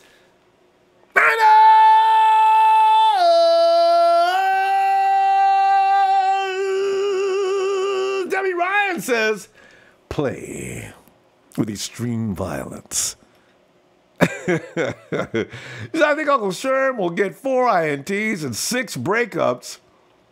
You know, as a matter of fact, how many Sherman's not going to get targeted a lot after the mini game, probably. They're probably going to start taking easy on Sherm. Why do you bother with Sherm if you got a second-year player on the other side? So they're probably going to throw on the other side more often. Ray Bandez. 805. Ray Bandez, 805. Yao Ming. Where are you at? Yao Ming. Where were you? Yao Ming, we seen you earlier, man. Yao Ming's probably at Walmart. They was probably closed the other night. He's probably over there trying to get a light bulb. And after he got over there and started looking around, Yao Ming just got like, I was just going to stay here a while. It's kind of crazy. And D. Lewis, happy birthday, Razor! AJ, come on in here, boy. What's up? What's happening then? AJ, we was laughing, man. Forgot about me. No, we wouldn't do that, man. You know what? Because the ESPN people have ranked the 49ers. They moved us up this year, AJ. They stopped laughing at us. AJ, last year they power ranked us number 30 before the season even started. This year they're starting us off at number 13. Are you ready for that? 13, AJ. ESPN ain't been that nice to the 49ers since Jim Thorpe was around. I mean, it's crazy. Hell yeah, man. Hey, man, you got me dying up in here today, boy. I was dying my ass. After this dude pumped up like you the Willy Wonka podcast, man. You got so colorful today, boy. I was just like, man, that's what I'm talking about. Get in there. But it's fun. It's fun, AJ. Yeah. It's just too much fun right now. I can tell, man. I got a quick analogy for you. Go ahead. Vic up in Chicago, right? He came to me. Vic He's Fangio, still in Chicago doing defense. Mm-hmm. He's still doing defense up there. Their team is getting a little bit better, I think. Do you think Shanahan? Because Shanahan's a great coordinator, and I think they played him pretty well last year and the year before that when they had Vic Fangio when he was in Atlanta. And I don't know how many games they won against Chicago because Chicago wasn't that good, but they got better personnel. Now that we got Mr. Shanahan, he got different personnel. Do you think he's going to be just as good to play? We don't play him on the schedule this year, Chicago. Yeah, you got me thinking, are we playing Chicago for a 3rd year in a row? Mm-hmm. I think we is. I think we are definitely playing. So my question really would be, do you think his defense is going to be tight, and will we be able to just wiggle through and get them a big old L hella quick because Shanahan's just superior. If Vic is really good, then we need to go ahead and our defensive coordinator, Sahal, I don't know. You say he's on the up and up, but if he doesn't do very well and he looks like he did a decline with our personnel, you think we're gonna, ask for a not a trade, but just hey, we need to go ahead and get Vic Fangio again. You want Fangio back in San Francisco, don't you? You know what? He wanted to come last year, and Kyle wanted him last year too. They couldn't get him, so I don't know, man. Fangio. I don't know what did the Bears do? They must have re-signed him for a lot of money or so. Oh no, I know. We didn't let Salah go this year. That's why. Or Fangio would be in San Francisco right now. That's right. Salah's got another. You know what though? I got to tell you, AJ. I'm glad they didn't. This team needs to get in a defense and stay in it for a couple of years, 3 years or 4, so they can stop having to learn a new defense every year. That's wearing me out. They got to go ahead and learn the defense, and that's why I think they're going to be pretty good this year, AJ. I really, really, really do. Okay, that's what I'm talking about. I mean, I saw a lot of stuff on. You said we got moved up, huh? We 31 now instead of where we was at before. No, you got it backwards. It's 13. 13, AJ. 31 ain't nothing to be happy about. Well, I thought you said 31. I'm like, that ain't nothing to brag about. No. That's what they had us at last year, number 30. They call it the future power ranking, right? They had us at 30 last year, and this year they went ahead and said move them up to 13. They do it by formula. Your quarterback gets a lot of points, this point gets a lot of points, and like that, and they formulate it and come up with a calculation at the end as to where you rank amongst the rest of the teams in the NFL. And they gave us number 13. I said, what? Dang. What do you see us with that tight end position, Ronbo? You're not Selleck, but the other guy, George Kittle. If you George Kittle stays healthy, that boy's gonna be. I mean, him and Jimmy G, they know each other better now, and all that good stuff. Shoot, look out for George Kittle.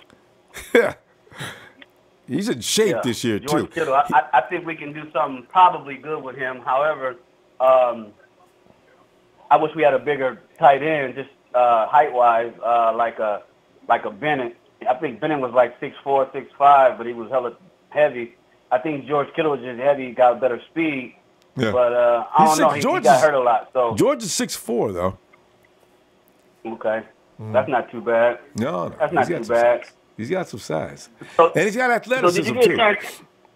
Did you get a chance to see something about Seattle on NFL Network today? Please, fill me in. Did I miss something? Because I was watching. They were showing off.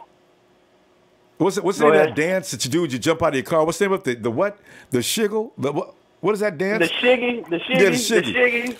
Yeah, there you got Russ and Sierra driving down the road. They jump out, run in the park, and Sierra commits to shigging.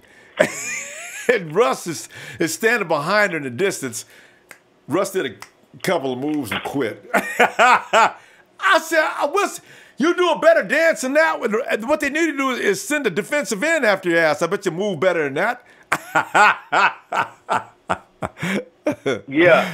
Oh, you got to do that, AJ. Do you feel, since they practice right outside of Levi Stadium, that I guess all teams get vulnerable when it comes down to practice squad, and I'm not practice squad, but just practicing. Yeah. That people can get in there and just start learning what the team's going to do, or is that full level opening up the playbook and everybody kind of like getting what they need to know, but then you have a vulnerability of just somebody coming out there and just taking they got security. No, the 49ers got security out there. You can't get within I remember they even had reporters standing out in front of the facility whispering, doing their report. It's like, I guess security says, all right, you're going to have to keep a distance. You can't come within, right, and keep your voice down, please, Oh, I read that reporter from ESPN. So we're here at San Francisco 49ers Way. And from what we're hearing today, I said, why is he talking like that? I said he must have told him, back up, back up, back up. So they got security out there. It's like Fort Knox. Damn. Fort Knox? When I lived in Seattle, it was pretty lackadaisical. They had security, but they had it in Renton, and you can kind of come down there and check it out. I mean, pretty sure it's different now. You got drones. I don't know. I'm just a little paranoid. Oh, yeah. Boy, that'd be great. In fact, you know what you do, AJ? You got to come up with some software that can identify drones and you know, arm them up to shoot them puppies down. Can you imagine some kid accidentally flies his drone over the drone? Dad just paid like a couple of $1,000s for his. You shoot it down. Hey, what happened here? That's he flew it into the no-fly zone.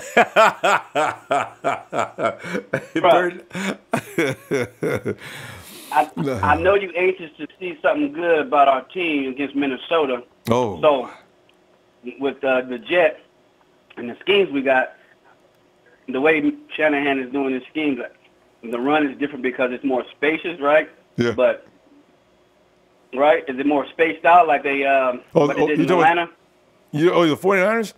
Oh, AJ, the thing is, the type of patterns you're going to see the 49ers running, it's going to be like a scheme where you got stunts going on, where just in order to lead the defense in the wrong direction.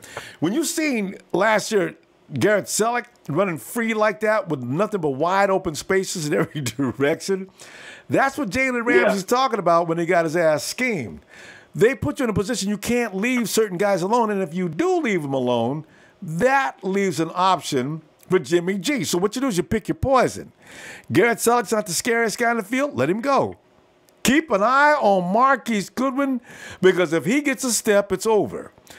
And Trent Taylor, you got to keep an eye on him if he comes past midfield. You know, it's just the thing is, now your tight end is suddenly, oh, there he is, and there's nobody around. Oh, Garrett Selleck. You know what? If Selleck ever gets any speed, he could have had 2 touchdowns last year.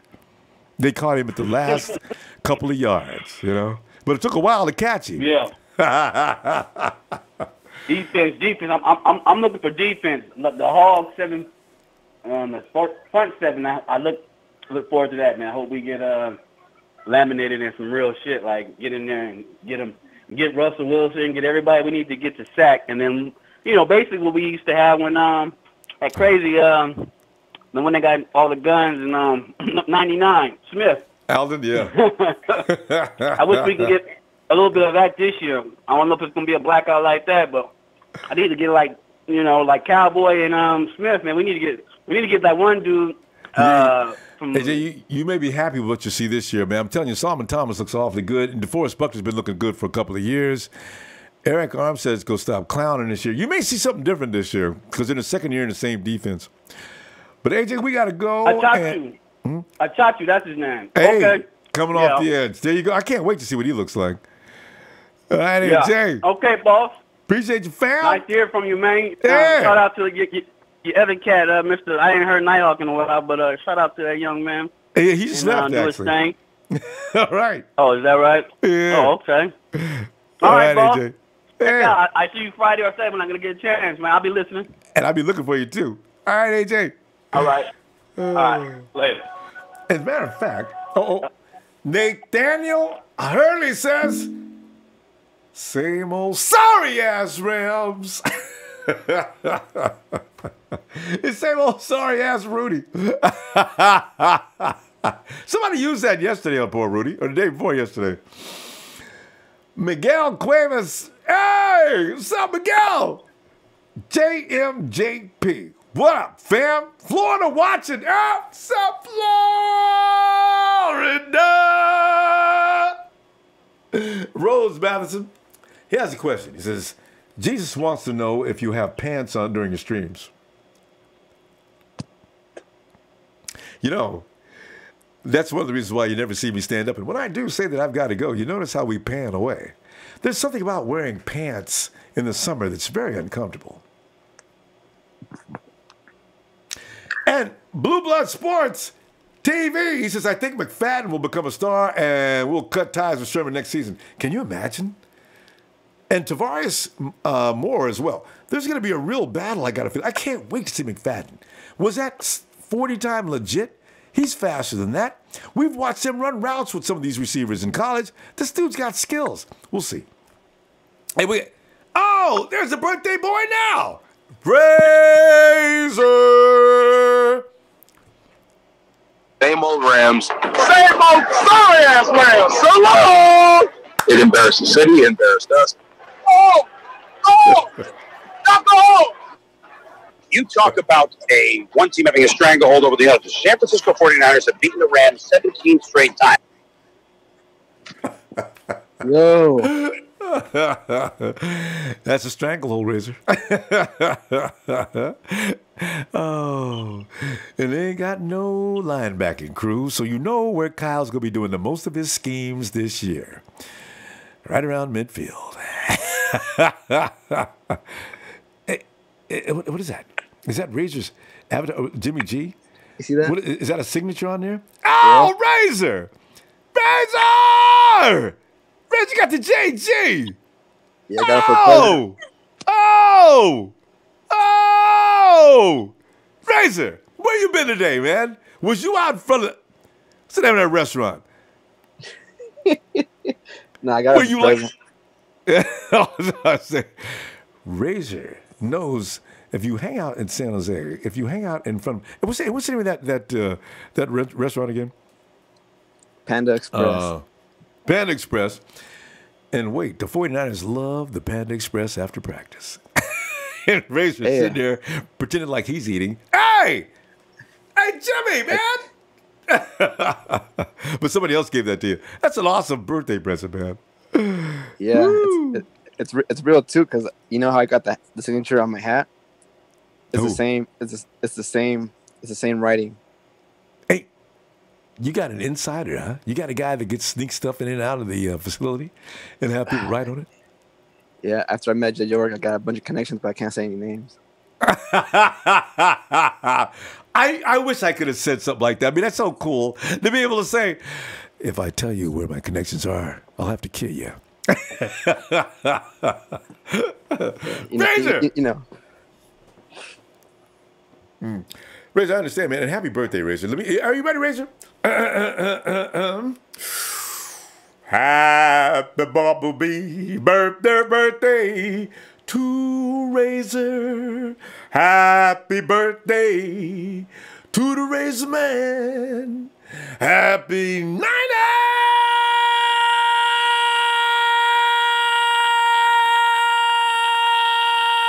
birthday to Razor. Thank you, Ronbo. Thank you. Appreciate it. I tell you what, fam, you got it coming, right? Rudy, if you'd like to, and Rudy, listen, you can jump out of the cake, but please don't be wearing a bikini. You're probably not looking good in it, and allow Razor to just beat you up. Take off the cheerleader suit. Razor, we were just talking about the Rams a few minutes ago, how Kyle likes to exploit people and teams, and we thought about, the Minnesota, how they're going to get exploited and how this and that. But we didn't talk about the Rams and them having a so-so linebacker group. How bad is Jerick McKinnon and Matt Breida going to abuse that area of the field? Yeah, screens all day long. That's all. Yeah. Don't run any patterns or anything cute. Just run screen plays. Oh, the linebackers can't catch up. Right? Oh, McKinnon is actually slowing down on purpose. He's slowing down. Oh, he pulls away from the Rams linebacker. It's embarrassing. Yeah, I was. So the other day on the Nighthawk fan club, the world famous fan club in the world, #1. Yeah, absolutely. I was talking to one of the guys about how we'll beat Minnesota. Because I'm not just being biased, but I really think that we'll beat the Vikings. I think they'll have like one of those seasons where like they have much talent, but they won't put it together. Because I think they should have kept 2 good years like last year. Put them back to back is a little tough. Yeah. Yeah. Usually the teams that don't have rings are the ones that choke the most. Mm-hmm. But I think they should have kept Keenum, and I think Cousins is going to shoot him in the foot. Because you saw what happened in that championship versus Philly. They got destroyed. Oh, man. I still think it was a mistake to get rid of Case Keenum. That was really, they didn't think that out. I don't think they thought that through. Yeah, and I think Kyle would use the same game plan that he did versus Jacksonville, versus the Vikings and the Rams, because all three of those teams have very good cornerbacks, so they're gonna shut down our receivers. But the thing is, can they shut down our running backs because they're shifty, like McKinnon, Juice, and Breda. Like you remember versus Jacksonville when he put Juice on Jaguars linebacker Paul Posluszny, and he beat him on that wheel route badly. That's what he's gonna do all day to the Vikings and to the Rams. And then you saw how the Eagles were picking on the Vikings left cornerback. I think his name is Trey Waynes. Oh, see, I've been talking about him for 2 years. That's who they're going to try to put on Marquise Goodwin because he's got the most speed on that team. I can't wait to see that matchup. That's going to be comical.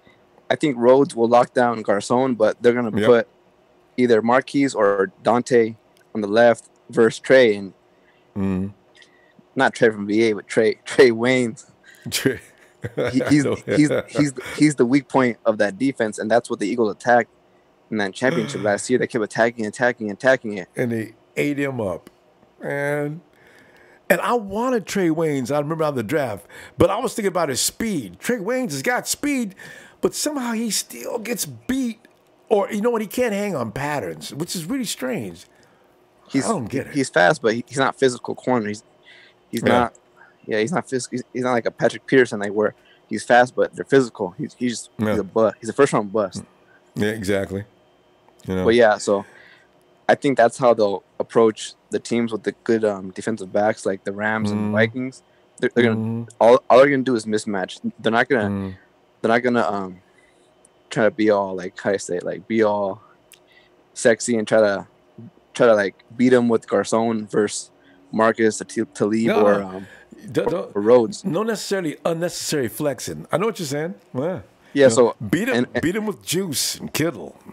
So in a way, Ramsey is kind of right. It was scheme, but you also gotta perfect it. I mean, even though you have a good scheme, your players still gotta play it good. You know, you do it right. That's right. So I think you'll see a lot of mismatch. You'll see Juice on a linebacker. You'll see McKinnon on a linebacker. Constantly. And, you know, if you and in fact, there's other options too, because eventually the safety and everybody's gonna have to play up. Because you keep cutting up the middle like that, and you can go all the way downfield like that within a couple of plays, especially if you decide to run. Let's say we got a bunch formation of trailer and you know what? Let's move Jerick McKinnon out there and put Kyle Juszczyk in the backfield.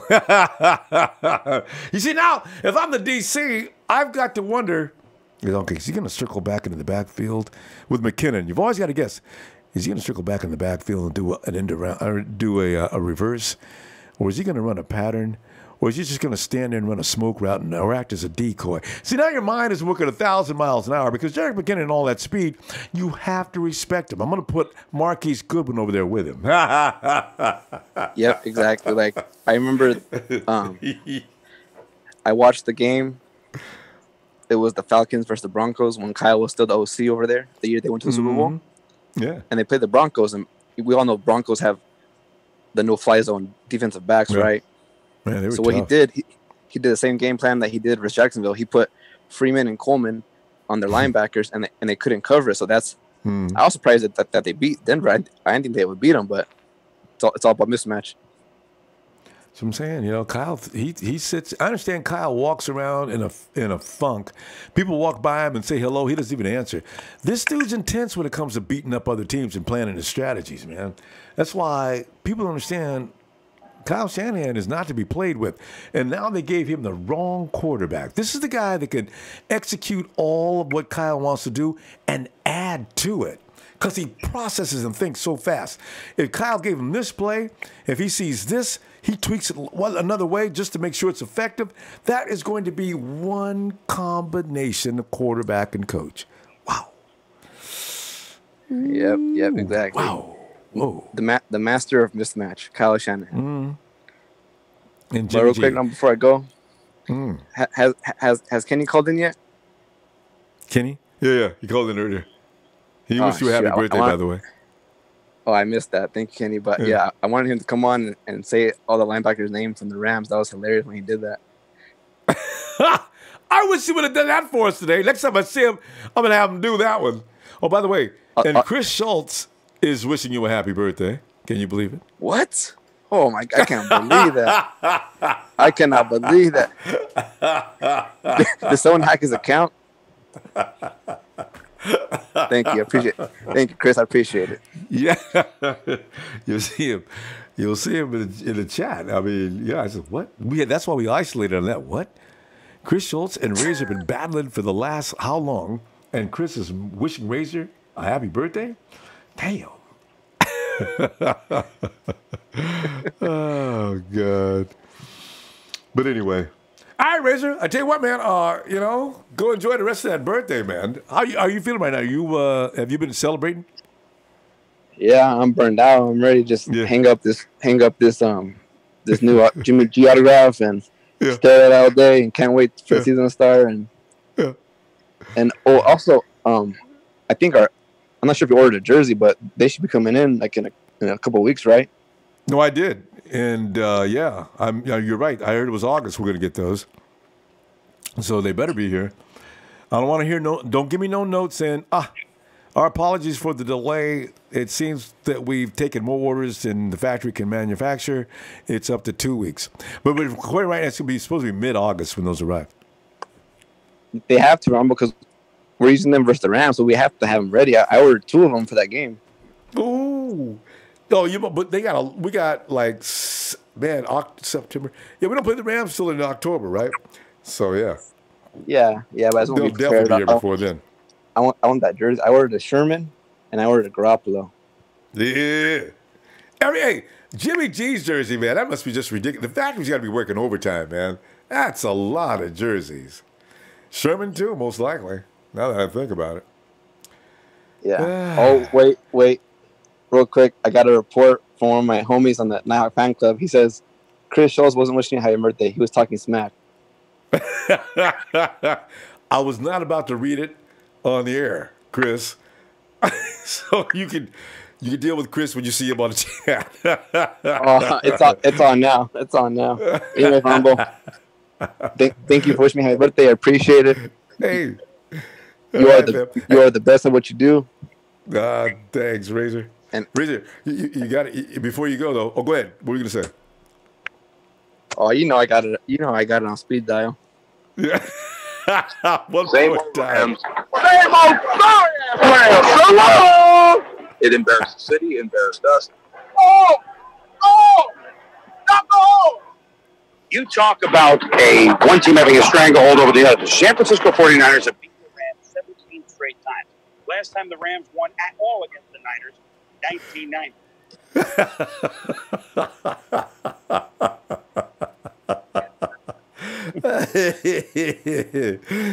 Oh God, that's pure entertainment. Rudy's got to be tired of hearing you by now. I'll see you Friday, fam. Have a great birthday. All right, see, I'm out of here. Thank you. Thank you, everybody on the chat as well. Hey. Oh, God. I keep leaving the show tired, man, because the laughing in this last couple of shows, man, that dude, he just doesn't like his team. They've been an embarrassment. They've embarrassed not only the city, us. Hey, let me, let. Oh, we got it. Trevor, is that right? Did Rudy drop us a dislike before he left? Come on, Rudy. You know we kinda like you. Kinda. Oh, God. I'm gonna go ahead and check out, because actually I really am worn out from laughing, man. Every time I hear that recording, I can't take it, man. Haven't beaten the 49ers since 1990. Hey! See you Friday. What do you think? I'm going to go ahead and take a day off, and I'm looking forward to Friday. Fam, do you realize it's just a tick, tick, tick, tick before we get into the season? It's already here. We finally made it.